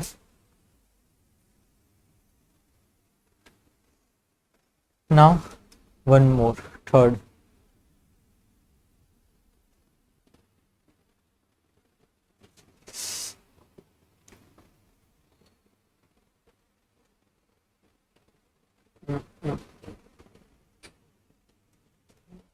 आपने एक और ग्राफ देखी थी, वो थी आपकी cycle graph,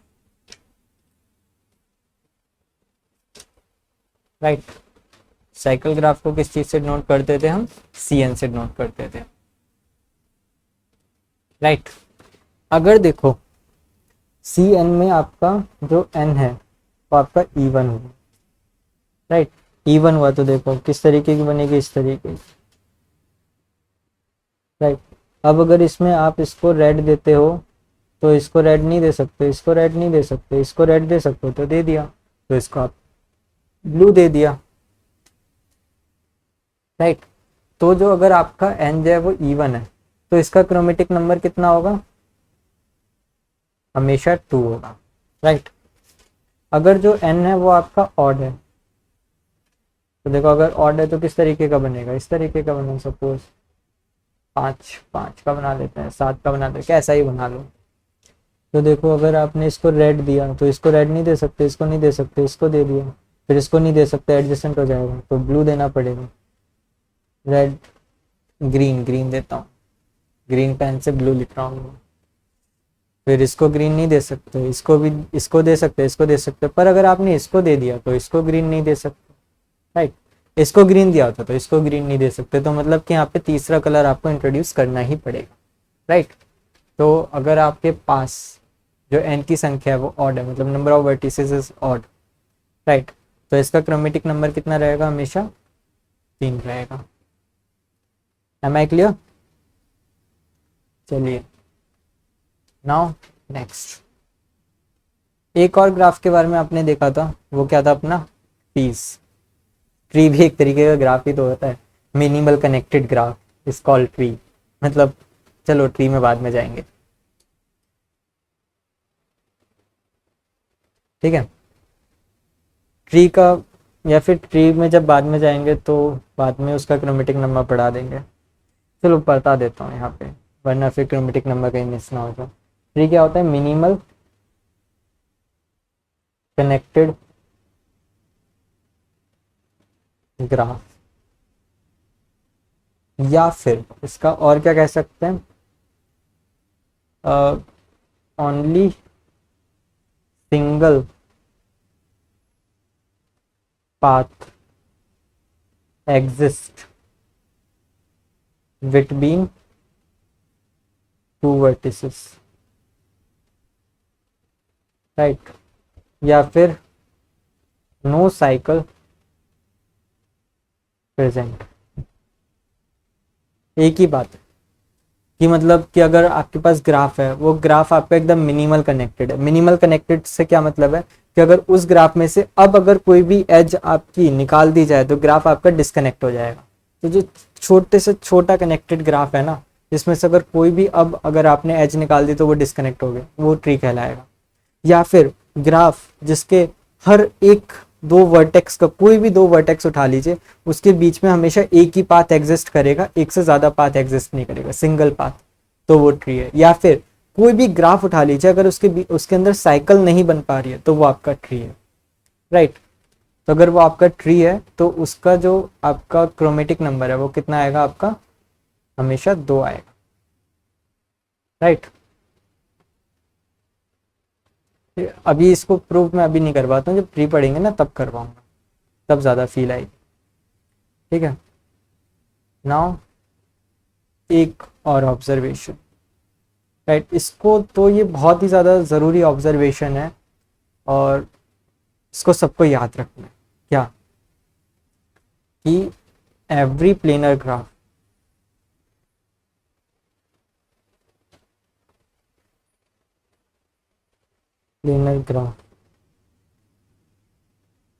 is at max 5 chromatic, right. कोई भी प्लेनर ग्राफ हो उसकी क्रोमेटिक नंबर 5 से ज़्यादा नहीं हो सकता, याद रखना है, एकदम इम्पॉर्टेंट, राइट। और एक और है अपनी, कि जैसे आपने देखा था कि डेल्टा जी क्या होता है, मैक्सिमम डिग्री। तो क्रोमेटिक नंबर ऑफ ग्राफ जो होगा वो मैक्सिमम कितना होगा, 1 प्लस बिग डेल्टा जी के बराबर, राइट। ये भी आपको हमेशा याद रखना है। ये कब काम में आएगा, कि जैसे जब आपको कोई भयानक सी ग्राफ गिवन हो और उसमें क्रोमेटिक नंबर फाइंड आउट करना, राइट। तो आप क्या करोगे कि जो आप हिट एंड ट्रायल मारोगे कि 2 से बन सकता है कि नहीं, 3 कलर से बन सकता है कि नहीं, 4 कलर से बन सकता है कि नहीं, राइट। ऐसे आप ज़्यादा से ज़्यादा कितने नंबर तक का चेक करोगे, वो करोगे मैक्सिमम डिग्री कितनी है उसका +1 करो कि इतना, ये तो मैक्सिमम क्रोमेटिक नंबर है, कि अगर इससे बाहर जा रहा है इसका मतलब मैं ही कहीं गलती कर रहा हूँ चेक करने में, राइट। कि मतलब मैक्सिमम बिग डेल्टा जी +1, अगर इतने कलर्स हमारे पास हो तब तो हम उसको कलर कर ही सकते हैं, राइट।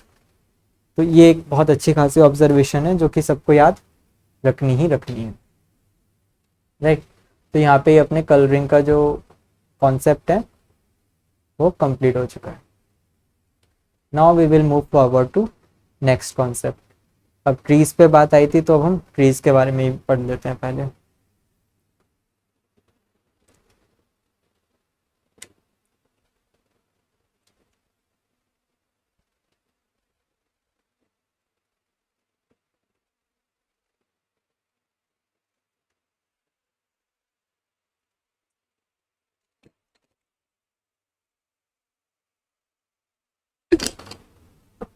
ट्रीज की जो डेफिनेशन थी वो तो मैंने ऊपर पढ़ा दी थी, राइट। अब क्या मैं लिखवाऊँ, चलो फिर से लिख लेते हैं, लिखें क्या, कॉपी कर लेते हैं।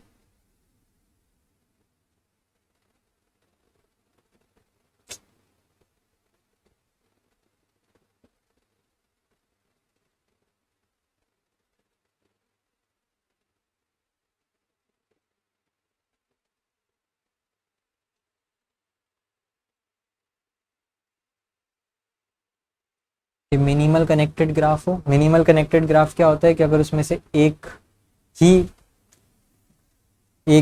एक भी अगर एज तोड़ दी जो वो आपका क्या हो जाएगा, डिस्कनेक्ट हो जाएगा। कोई भी साइकिल प्रेजेंट ना हो, कोई भी साइकिल प्रेजेंट ना होती है तो उसको हम क्या बोलते हैं, असाइक्लिक बोलते हैं, राइट। और नंबर ऑफ वर्टिसेस कितने होते हैं इसमें, नंबर ऑफ एजेस कितनी होती हैं ट्री में, n-1 होती है। क्यों, क्योंकि आपको मिनिमल कनेक्टेड ग्राफ करना है, राइट। और हमने ऊपर पढ़ा था कि अगर किसी ग्राफ को कनेक्टेड बनाना है तो कम से कम कितनी एज होनी चाहिए, n-1 एज होनी चाहिए, राइट। तो इसमें नंबर ऑफ एजेस कितनी होती हैं, n-1 होती हैं ऑलवेज, राइट। अब अगर आपसे पूछा जाए कि अगर आपके पास एज कितनी है, n-1 प्लस असाइक्लिक है, तो ये ऑलवेज अ ट्री होगा।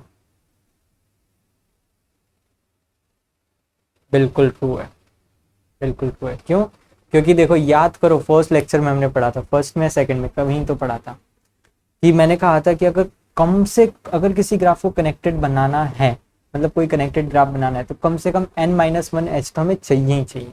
पर अगर n-1 होगा तो वो हमेशा कनेक्टेड होगा, we can not claim it. क्यों? क्योंकि हो सकता है कि जो n-1 में से कोई एक एज है वो दूसरे वर्टेक्स को कवर करने की जगह पहले के वर्टेक्स में साइकिल बनाने में काम आ रहा हो, राइट।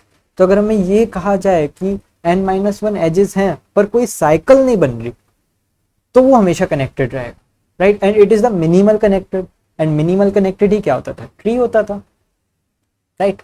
तो अगर हमारे पास नंबर ऑफ एजेस n-1 और वो सारी की साइकिल, वो जो सारी की सारी एजेस हैं वो सारी की सारी एजेस साइकिल नहीं बना रही, कोई भी एज साइकिल नहीं बना रही, मतलब आपकी असाइक्लिक ग्राफ है, तो वो आपकी ऑलवेज अ ट्री होगा, राइट। तो इसमें हमारे पास कुछ डेफिनेशन है अपने पास। सबसे फर्स्ट डेफिनेशन है अपने पास इसेंट्रिसिटी की। आपने सुना होगा नाम eccentricity of a tree, right. Eccentricity of a tree क्या होता है कि eccentricity of a vertex, right, tree के अंदर जो वर्टेक्स है उसकी इसेंट्रिसिटी क्या होती है? It is the maximum distance of that vertex to every vertex, to any vertex, every नहीं any, to any vertex such that कि जो वर्टेक्स है वो ग्राफ का part, right. It is the eccentricity. आप समझे? नहीं समझे? ओके, एग्जाम्पल से समझाता हूँ। कि जैसे अपने पास एग्जाम्पल है, एग्जाम्पल मैंने नोट कर रखा था क्योंकि ये सबसे बड़ा एग्जाम्पल और सबसे अच्छा एग्जाम्पल, हम पूरे लेक्चर उसमें ना इसी एग्जाम्पल के ऊपर रहेंगे, हर चीज़ में। Eccentricity, radius, diameter, cut vertex, cut edge.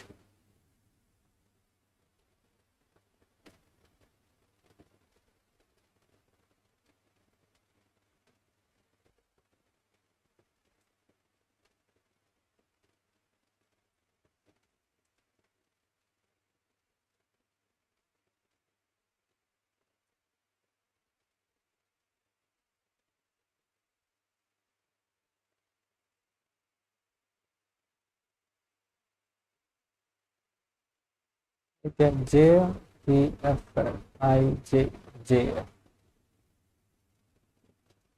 ठीक है। अब देखिए, अब यहाँ पे क्या कह रहा है कि मैक्सिमम डिस्टेंस लेना है, मतलब अगर हम जी की सेंट्रिसिटी फाइंड आउट कर रहे हैं तो जी का किसी भी वर्टेक्स से मैक्सिमम डिस्टेंस लेना है सच डेट कि वो वर्टेक्स जो है वो ग्राफ का ही पार्ट, राइट। तो ये सारे के सारे वर्टेक्स ग्राफ के पार्ट है, राइट।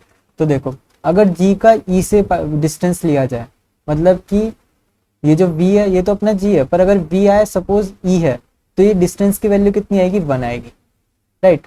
अगर वी आई को एफ ले लिया जाए तो जी का एफ से डिस्टेंस कितना है? 1 2, 2 डिस्टेंस है। वैसे ही जी का डी से डिस्टेंस कितना है? 1 2। जी का सी से डिस्टेंस कितना है? 1 2 3। जी का एच से कितना है? 1 2 3 4, राइट। तो ये ऐसे बहुत सारे डिस्टेंसेस की वैल्यू आ जाएगी। उन सारे डिस्टेंसेस में जो सबसे बड़ा डिस्टेंस होगा that is the eccentricity, right. तो देखो ई का सबसे बड़ा डिस्टेंस कितना हो सकता है? 1 2 3 4 5, या फिर 1 2 3 4 5, 1 2 3 4 5, 5 ही आ रहा है, 5 से ज़्यादा तो नहीं आ रहा। तो ई ऑफ जी कितना हो गया? 5, राइट। सिमिलरली एफ, एफ भी 5 ही आएगा फिर तो, राइट। ई कितना आएगा? 1 2 3 4, 1 2 3, 1 2 3 4, 4 आ रहा है। इसेंट्रिसिटी ऑफ डी कितना आएगा? 1 2 1 2 3, 1 2 3, 3 आएगा। यहाँ से कितना? 1 2 3 4, 1 3 1 2 3, यहाँ से 4, ठीक है। यहाँ से कितना? 1 2 1 2 3, 1 2, यहाँ से 3, राइट। यहाँ से कितना? 1 2 3, 1 2 3 4, यहाँ से कितना? 1 2 3 4 5, राइट। यहाँ से कितना? 1 2 3 4, यहाँ से 1 2 3 4 5, तो यहाँ से भी 5, यहाँ से भी 5 और यहाँ से भी 5, राइट। तो ये सारी हो गई इन वर्टेक्सेस की इसेंट्रिसिटी, राइट। अब मतलब कि हर एक वर्टेक्स से अब हम ये कह सकते हैं कि जिन वर्टेक्स की इसेंट्रिसिटी ज़्यादा है वो वर्टेक्स हमेशा एकदम ग्राफ के एकदम बाहर लाया कर रहे हैं, राइट। कि मतलब इसेंट्रिसिटी वर्टेक्स की जितनी ज़्यादा होगी वो ग्राफ के उतने आउटर रीजन्स में लाया करेगा, और इसेंट्रिसिटी जैसे जैसे कम होती जाएगी वो वर्टेक्स जो है वो ग्राफ के अंदर आता जाएगा, राइट। कि मतलब कि इसेंट्रिसिटी जैसे जैसे बढ़ेगी तो vertex lie in the outer region of graph, right. कि इसेंट्रिसिटी जितनी ज़्यादा है वो वर्टेक्स उतना ज़्यादा बाहर लाया कर रहा है, और इसेंट्रिसिटी जितनी कम है वो वर्टेक्स उतना ज़्यादा अंदर लाया कर रहा है,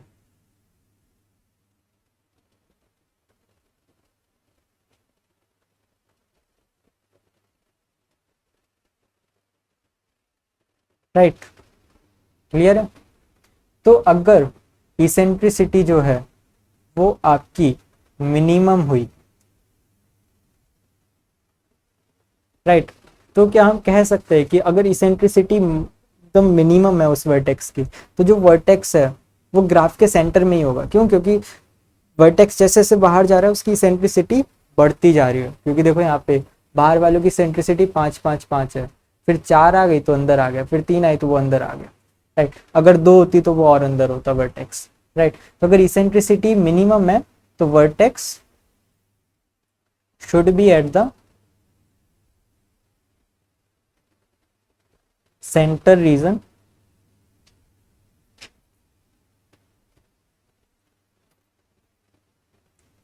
ऑफ ग्राफ, राइट। तो यहां से अपने पास क्या डेफिनेशन निकल के आई? यहां से अपने पास डेफिनेशन निकल के आई कि वर्टेक्स विद मिनिमम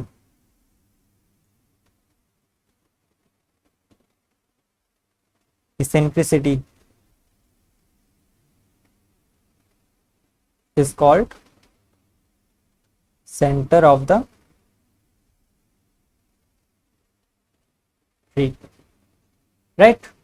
कि जिस वर्टेक्स की सेंट्रिसिटी सबसे कम है वो है अपना centre of the tree, right. And minimum centricity MINIMUM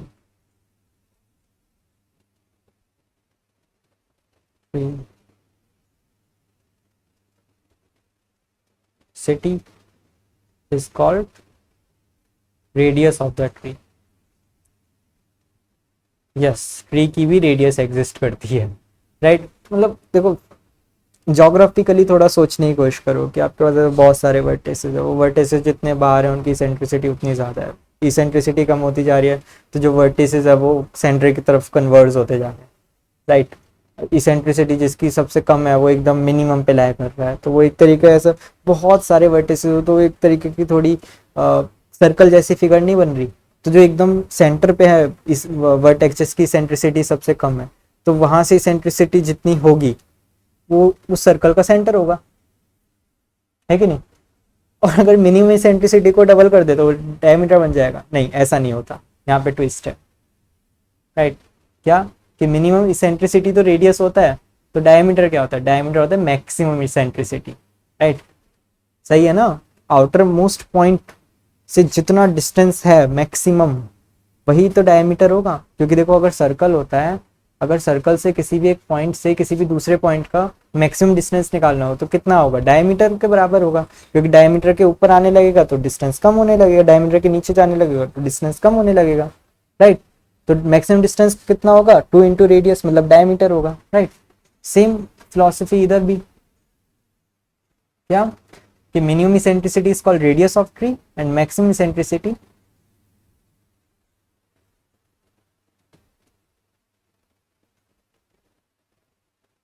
is called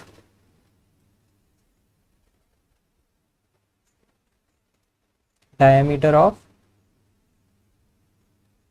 tree, right। Am I clear? सही है। इसेंट्रिसिटी पे एक ऑब्जर्वेशन देख लेते हैं, एक अच्छी सी।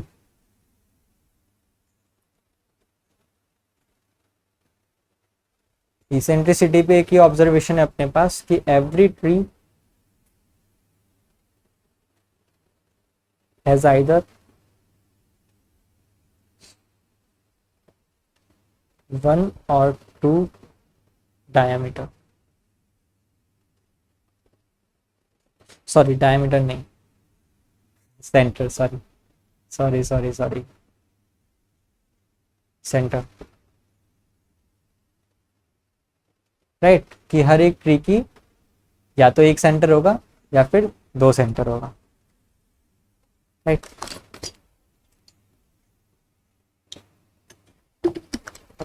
This is the first terminology in tree, क्या था? Eccentricity. Now second terminology, video कितनी? What is the second terminology? Second terminology is the spanning tree.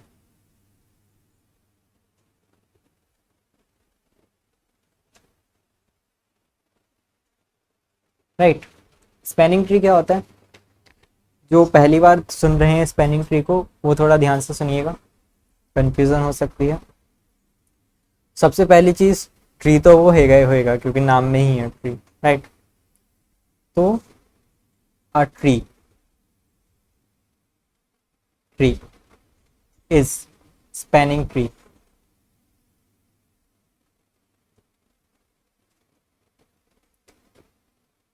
Of graph G if दो कंडीशन है। पहली कंडीशन जो ऑब्वियस है कि T should be a tree,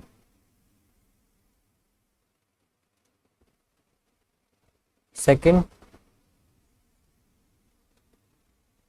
नहीं, T should be a tree covering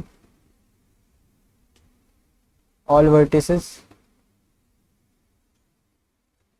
right. कि disconnect, कोई ऐसा वर्टिस, किसी वर्टिसेस को आइसोलेटेड ना छोड़ देना। And second condition, T is a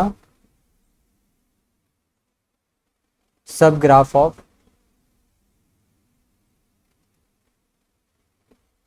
ji, right. Subgraph का क्या मतलब है? सब ग्राफ का एक ही मतलब है कि अगर टी जी का सब ग्राफ है तो टी के अंदर जितनी भी एजेस है ना, वो सारी एजेस जी के अंदर भी होएगी। टी के अंदर कोई भी ऐसी एज नहीं है जो जी के अंदर नहीं थी, पर टी के अंदर ऐसा नहीं। टी के अंदर जितनी भी एजेस थी वो सारी की सारी जी के अंदर भी है। All the edges are in T are part of G, right. लिख भी देता हूँ, all edges of T are in G also, right. तो बस ये दो कंडीशन है स्पैनिंग ट्री। क्या? कि जो स्पैनिंग ट्री है वो सबसे पहले तो ट्री होना ज़रूरी है, किसी वर्टेक्स को आइसोलेटेड ना छोड़े। दूसरा कि जो स्पैनिंग ट्री है वो ओरिजिनल ग्राफ का सब ग्राफ होना चाहिए, राइट। For example,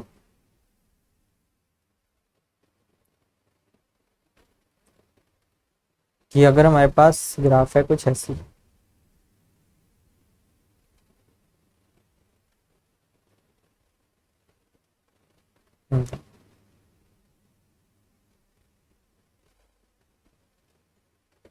right. तो इसके कितने स्पैनिंग ट्री पॉसिबल हैं? पॉसिबल तो बहुत सारे हैं, बनाते हैं। कौन कौन से बन सकते हैं? कि देखो, सारे एजेस को कवर करते हुए ट्री बनाना है और कोई भी एज मतलब एक्स्ट्रा नहीं लेनी। तो ये ले ली, ये ले ली, ये ले ली सी, ये डी, और ये ई, और ये एफ, राइट। ये भी एक स्पैनिंग ट्री बन गई। मतलब नेम अपने आप कर लेना, A B C D E F. और भी बन सकते हैं क्या? हाँ बन सकते हैं obviously. A F C E D, B को जोड़ दो इधर, सी से जोड़ दिया, ये भी एक स्पैनिंग ट्री बन गया, राइट। क्योंकि देखो कंडीशन तो यहाँ पे भी सेटिस्फाइड है कि जो ये क्या ये ट्री है? क्या ये ट्री है? बिल्कुल है। क्या ये सब ग्राफ है? मतलब सब ग्राफ का क्या मतलब है कि इसमें जितनी भी एजेस हैं वो सारी इसमें भी होनी चाहिए, मतलब कोई भी एक्स्ट्रा एज नहीं होनी चाहिए। देखो ये वाली एज है, ये वाली एज है, ये वाली एज भी है, ये वाली एज भी है, ये वाली एज भी है, तो मतलब कोई भी एक्स्ट्रा एज नहीं है, तो मतलब ये सब ग्राफ भी है। इसका मतलब कि स्पैनिंग ट्री भी होगा, राइट। सही है ना। तो अब इसमें क्या थोड़ी बहुत टर्मिनोलॉजीज आ जाती हैं, क्या कि the edge of spanning tree, ये जो स्पैनिंग ट्री की एज है इनको क्या बोलते हैं, इनको हम बोलते हैं ब्रांच, राइट। कि जो स्पैनिंग ट्री की आपकी एजेस हैं इसको हम क्या बोलते हैं, ब्रांच बोलते हैं। कि जैसे ये वाली ये वाली ये वाली ये वाली ये वाली क्या है, ब्रांच है, राइट। उसी तरीके से edge of graph which are not in spanning tree,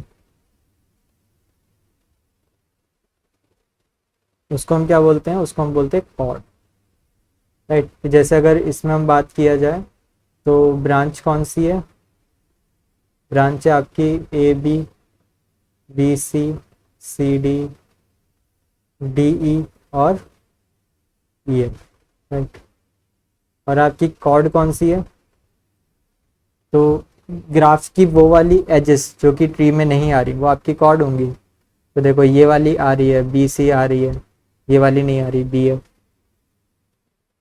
A F, B C, sorry F C and C E, right. ठीक है, मतलब कि जो ग्राफ में जितनी ग्राफ में बहुत सारी एजेस हैं उनमें से कुछ एज होंगी जो स्पैनिंग ट्री में आ रही होंगी, कुछ एज होंगी जो स्पैनिंग ट्री में नहीं आ रही होंगी, जो बेचारी आ रही है उनको हमने कह दिया ब्रांच, जो नहीं आ रही that are called chord, right. तो यहां से अपने को क्या पता चला कि number of branch plus number of cord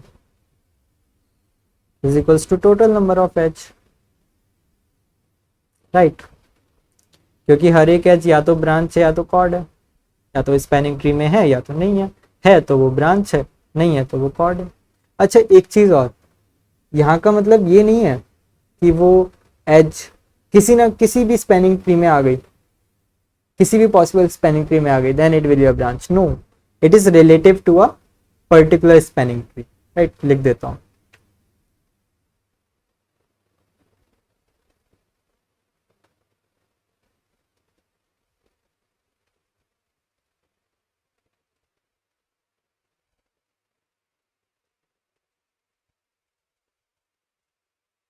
right. Particular spanning tree के अकॉर्डिंग में ये सारी चीजें कि ये वाली मतलब इसके अकॉर्डिंग ब्रांच और कॉर्ड अलग अलग होगा, इसके अकॉर्डिंग ब्रांच और कॉर्ड अलग अलग होगा, सो ऑन, राइट। तो नंबर ऑफ ब्रांचेस अपने पास कितने हुए, नंबर ऑफ ब्रांचेस अपने पास होंगे n-1 ऑलवेज, राइट। क्योंकि ये तो अपने पास ट्री की नंबर ऑफ एजेस है ना, और ट्री में तो नंबर ऑफ एजेस फिक्स होती है n-1, तो नंबर ऑफ कॉर्ड्स कितने होंगे, कुछ फिक्स नहीं है। और ये कितने होंगे, ये अपने पास ई होगा, right, number of edges, right. तो नंबर ऑफ कॉर्ड कितना आया,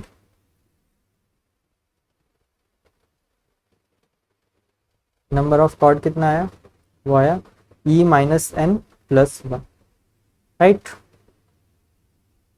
तो किसी भी अगर ग्राफ है उस ग्राफ में कॉर्ड्स कितने होंगे, e-n+1, राइट। ये जो नंबर ऑफ ब्रांचेस हैं इसको हम क्या बोलते हैं, इसको हम बोलते हैं rank, right. What is the rank of a graph, rank of a graph equals to n-1। और जो नंबर ऑफ कॉर्ड है रैंक को डिनोट करते हैं स्मॉल आर से, और जो नंबर ऑफ कॉर्ड है उसको हम बोलते हैं नलिटी, राइट, न्यू, राइट। तो यहाँ से क्या r plus nu equals to, right?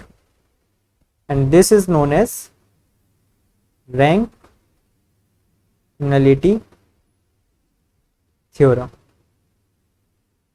Gate में बस एक ही बार यहाँ से क्वेश्चन आया है, वो भी बहुत पहले, सालों पहले, तो यहाँ से क्वेश्चन आने के ना के बराबर चांसेस है, राइट? चलिए, तो यहाँ से अपना स्पैनिंग ट्री का फंडा खत्म। हाँ, यहाँ पे एक छोटी सी डेफिनेशन और आ जाती है, वो है अपनी स्पैनिंग फॉरेस्ट की। सिंपल है, बस टर्मिनोलॉजी है। स्पैनिंग फॉरेस्ट, स्पैनिंग फॉरेस्ट क्या होता है कि ट्रीज, जो ग्राफ है वो आपका, अगर आपके फुल्ली कनेक्टेड है तो उसमें केवल और केवल एक ही स्पैनिंग ट्री, मतलब पूरी, मतलब कोई भी एक स्पैनिंग ट्री सारे के सारे वर्टेक्स को कवर कर सकता है, राइट? पर अगर ग्राफ आपके कनेक्टेड ही ना हो तो क्या कोई ऐसा ट्री बन सकता है क्या कि जो आपके सारे वर्टेक्स को कवर कर दे? नहीं बन पाएगा। क्यों? क्योंकि ट्री की एक स्पैनिंग ट्री की एक कंडीशन ये भी है ना कि वो सब ग्राफ होना चाहिए, मतलब कि वो एज अपने हिसाब से, अपने आप से एज जोड़ के कनेक्टेड थोड़ी ना बना देगा, वो जो ऑलरेडी एजेस हैं उनमें से ही तो एज आएंगी स्पैनिंग ट्री में, राइट? तो स्पैनिंग फॉरेस्ट क्या होता है कि अगर आपके पास बहुत सारे डिसकनेक्टेड ग्राफ हैं, राइट की 3 कनेक्टेड कंपोनेंट हैं, एक ये, एक ये, एक ये, तो इसका एक स्पैनिंग ट्री बनेगा, इसका एक स्पैनिंग ट्री बनेगा, एंड इसका एक स्पैनिंग ट्री बनेगा। और इन तीनों के स्पैनिंग ट्री का जो सेट है वो कहलाएगा स्पैनिंग फॉरेस्ट। F-O। अच्छा, जो नॉर्मल कंफ्यूजन होती है, मुझे जो होती थी वो ये होती थी कि अगर एक ग्राफ के बहुत सारे स्पैनिंग ट्रीज बन सकते हैं तो उन सारे पॉसिबल स्पैनिंग ट्री के सेट को स्पैनिंग फॉरेस्ट कह देंगे। नहीं, ऐसा नहीं होता, ऐसा नहीं होता। जब अलग अलग ग्राफ के कंपोनेंट्स होते हैं ना, तो एक कंपोनेंट का एक स्पैनिंग ट्री, दूसरे का अलग स्पैनिंग ट्री, तीसरे का अलग स्पैनिंग ट्री, ऐसे अलग अलग स्पैनिंग ट्री के जो सेट है उसको हम बोलते हैं स्पैनिंग फॉरेस्ट, राइट? ठीक है, तो यहां से अपने पास क्या है, क्या आपने देखा? सबसे पहले कंक्लूजन लिख देता हूं इसका भी।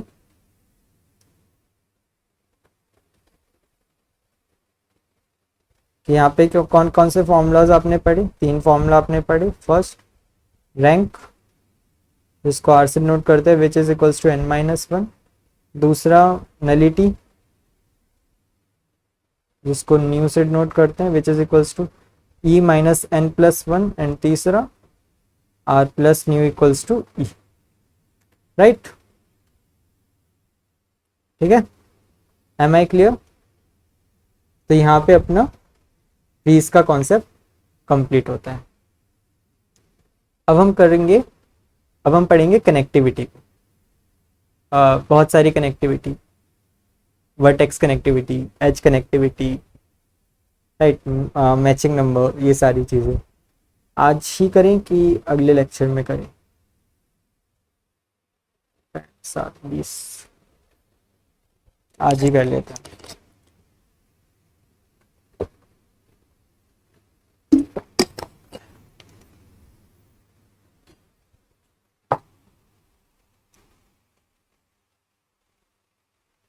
आई होप सो कि यहाँ पे, यहाँ तक आपको अच्छे से समझ में आया होगा, राइट? तो अब आने वाले अपने ग्राफ थ्योरी का लास्ट पोर्शन, वो है अपना connectivity.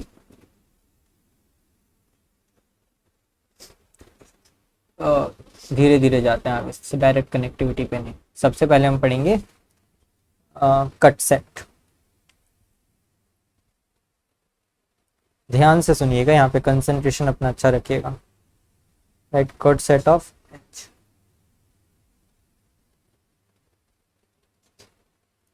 Cut set of H क्या होता है? और एक ग्राफ ले लेते हैं अपनी, जिसके ऊपर हम पूरे टाइम में, जिसके ऊपर हम बात करते रहें।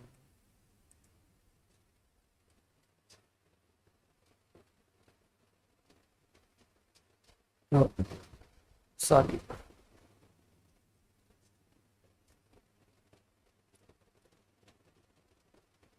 1 2 ई क्या बात है, 1 2 के बाद E, 1 2 3 4 5 6, A B C D,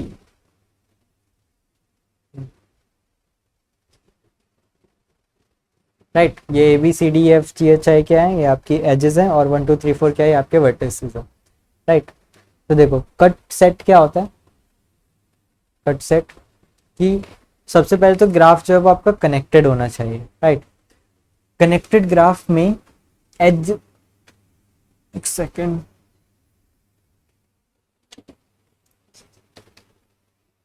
let me make myself comfortable, yeah, set of edges,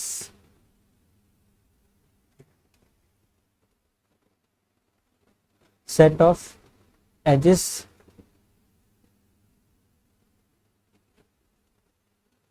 whose removal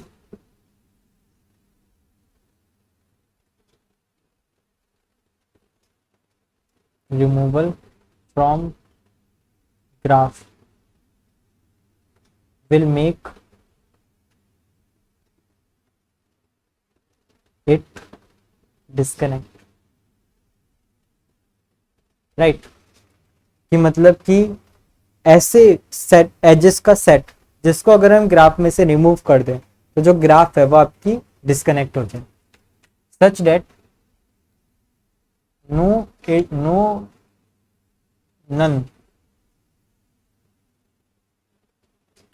none of its subsets is cut set, right. कि मतलब ये तो बिल्कुल सही है कि उसको अगर उस सेट की जितनी भी एजेस हैं उसको अगर हम घटा दें तो ग्राफ आपकी डिस्कनेक्ट हो जाए, पर उस एजेस का सेट का कोई भी ऐसा सबसेट एग्जिस्ट नहीं करना चाहिए जिसको घटाने से आपका ग्राफ डिस्कनेक्ट हो जाए, राइट। समझ में नहीं आया, एग्जांपल से देखते हैं। फॉर एग्जांपल इसी का लेंगे, यही है अपना कि आपका कट सेट है आपके पास ए एफ जी, राइट। अब देखो ए को अगर आप घटा दोगे, ए को आपने घटाया तो ये घट गया, एफ को घटाया तो ये घट गया, जी को घटाया तो ये घट गया। क्या कोई वर्टेक्स या फिर कोई कंपोनेंट आपका आइसोलेटेड हुआ, कोई कंपोनेंट आपका ग्राफ में कटा अलग से, क्या ग्राफ आपका डिस्कनेक्ट हुआ? नहीं, अभी भी ये पूरा ग्राफ आपस में कनेक्टेड है, तो ये कट सेट नहीं है, राइट। ये कट सेट आपका नहीं है। नाउ ए ई सी, अब देखो ए ये कट गया, सी सी का ये कट गया, एच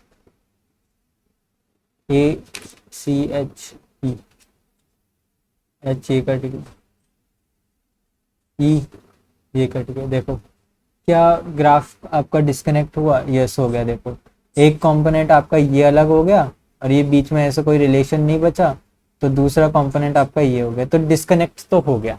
अब क्या इसके कोई सब कंपोनेंट है, एग्जिस्ट करेगा? नहीं करेगा। देखो अगर आप ये चारों एजेस आपने हटाए, अगर आप ये 3 एज हटाते हो तो इसकी वजह से आपका ग्राफ कनेक्टेड बच जाएगा, अगर आप इसको इन दोनों को घटाते हो तो इसकी वजह से कनेक्टेड रह जाएगा, इन तीनों को घटाते हो तो इसकी वजह से कनेक्टेड रह जाएगा। मतलब कोई भी इसका सबसेट एग्जिस्ट नहीं करता जो कि कट सेट हो, राइट। तो इसका मतलब कि ये आपका कट सेट है। क्यों? क्योंकि फर्स्ट थिंग कि इसको घटाने से ग्राफ आपका डिस्कनेक्ट हो रहा है, एंड सेकंड कि इसका कोई भी सबसेट एग्जिस्ट नहीं कर रहा जिसको घटाने से आपका ग्राफ डिस्कनेक्ट बन जाए, राइट। नाउ ए आई, राइट। ये ध्यान से देखिए, ए को घटाया ये घट गया, आई को घटाया ये घट गया। देखो दो कनेक्ट कंपोनेंट बन गए, एक ये वाले और एक ये वाला, राइट। दो कनेक्टेड कंपोनेंट बन गए, तो ये कट सेट होगा, मतलब होना चाहिए, राइट। क्यों होगा? क्योंकि removal of A of I create k equals to 2, right. ये कनेक्टेड कंपोनेंट उसने कितने लिया है? 2 लिया है। But the thing is, but the twist is, second वाली कंडीशन, उसका सबसेट। अब इसका सबसेट देखना है। इसका सबसेट कौन कौन सा बन सकता है? इसका सबसेट बन सकता है आपका एक ये वाला और दूसरा ये वाला। एक फाइ बनेगा पर फाइ से कुछ लेना देना नहीं। पर देखो, क्या ये आपका कट सेट है? ये ए का रिमूवल करो। अगर आपने ए का रिमूवल किया, ए का रिमूवल किया, ए का आपने रिमूवल किया, तो ए का रिमूवल किया तो सारे के सारे आपके कनेक्टेड बचेंगे, तो ये आपका कट सेट नहीं है। अगर आपने आई का रिमूवल किया तो क्या ये कट सेट है? आई का आपने रिमूवल किया, यस, तो आपका एक कंपोनेंट ये बच जाएगा, एक कंपोनेंट ये बच जाएगा। तो इसका जो सबसेट है ना वो cut set. That's why A comma I is not a cut set, right. Therefore A comma I is not cut set, ठीक है। Now connectivity.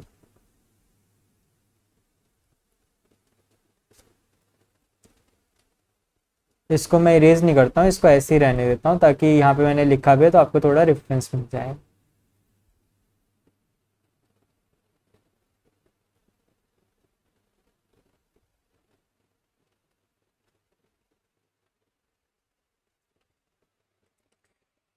ठीक है, कनेक्टिविटी क्या होती है? अब आप मुझे एक बात बताओ कि जो कट सेट है, जो कट सेट है उसको बड़ा रखने में मुश्किलात हैं या छोटा रखने में मुश्किलात, राइट। कट सेट को मैक्सिमाइज करने में मुश्किल है या फिर मिनिमाइज करने में मुश्किल है, राइट। मैक्सिमाइज करना तो बहुत आसान है। क्यों? क्योंकि आप सारे के सारे एज हटा दो, ग्राफ डिस्कनेक्ट बन जाएगा, ठीक है। सारे के सारे एज हटा दो, ग्राफ डिस्कनेक्ट बन जाएगा। तो मैक्सिमम करना तो इजी है, easy. Remove all edge and make it disconnect. हाँ, ऑब्वियसली सब वो इसका सबसेट एग्जिस्ट ना करे, ठीक है।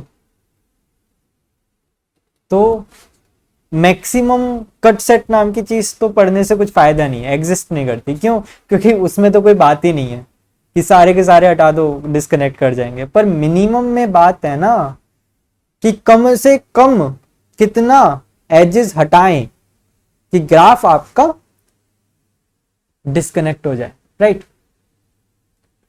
तो इसमें बात है क्या कि how many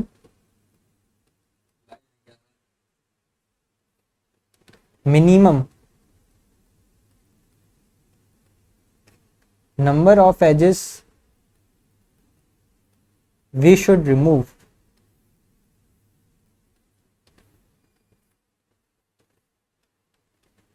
such that graph will become disconnect,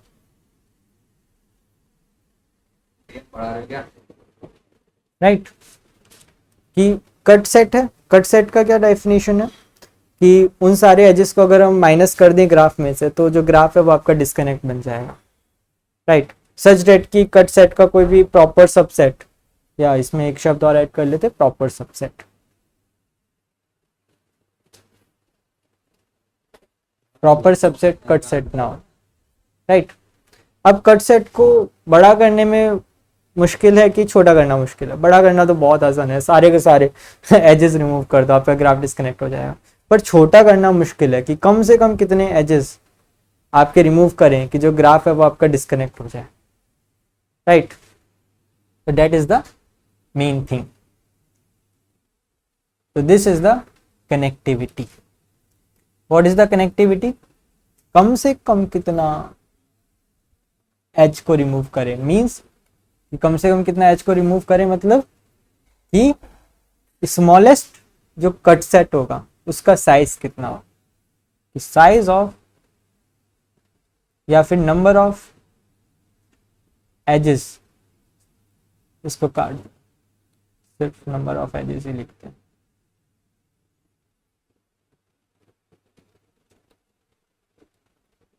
कि number of edges in smallest cut set, right. कि स्मॉलेस्ट कट सेट में कितने नंबर ऑफ एजेस होंगे, that will be the connectivity, right. और इस कनेक्टिविटी को हम किस चीज से डिनोट करते हैं? इसको हम डिनोट करते हैं लैम्डा से, ठीक है. एंड इफ कनेक्टिविटी या फिर lambda of G is equals to 1, अगर लैम्डा इक्वल्स टू, अगर किसी भी ग्राफ का कनेक्टिविटी 1 है, तो इससे हम क्या समझते हैं? इससे हम समझते हैं कि केवल और केवल एक एज को निकालने से आपका जो ग्राफ है वो आपका डिस्कनेक्ट हो जा रहा है, राइट. कोई भी एक एज है जिसको निकालने से ग्राफ आपका डिस्कनेक्ट हो जा रहा है, मतलब कि ग्राफ आपका कुछ इस तरीके का बन रहा होगा कि ये काफी एकदम ऐसे शानदार सा ग्राफ है, राइट. ये शानदार सा ग्राफ है, पर ऐसे कोई ना कोई एक एज है जो जैसे ये है, इसको अगर आप घटा दो तो आपका जो ग्राफ है वो आपका डिस्कनेक्ट बन जाए, राइट. तो इस तरीके का जो होता है उसको हम बोलते हैं ब्रिज, राइट. कि if connectivity equals to 1 then the edge in cut set is known as bridge, right. Am I clear?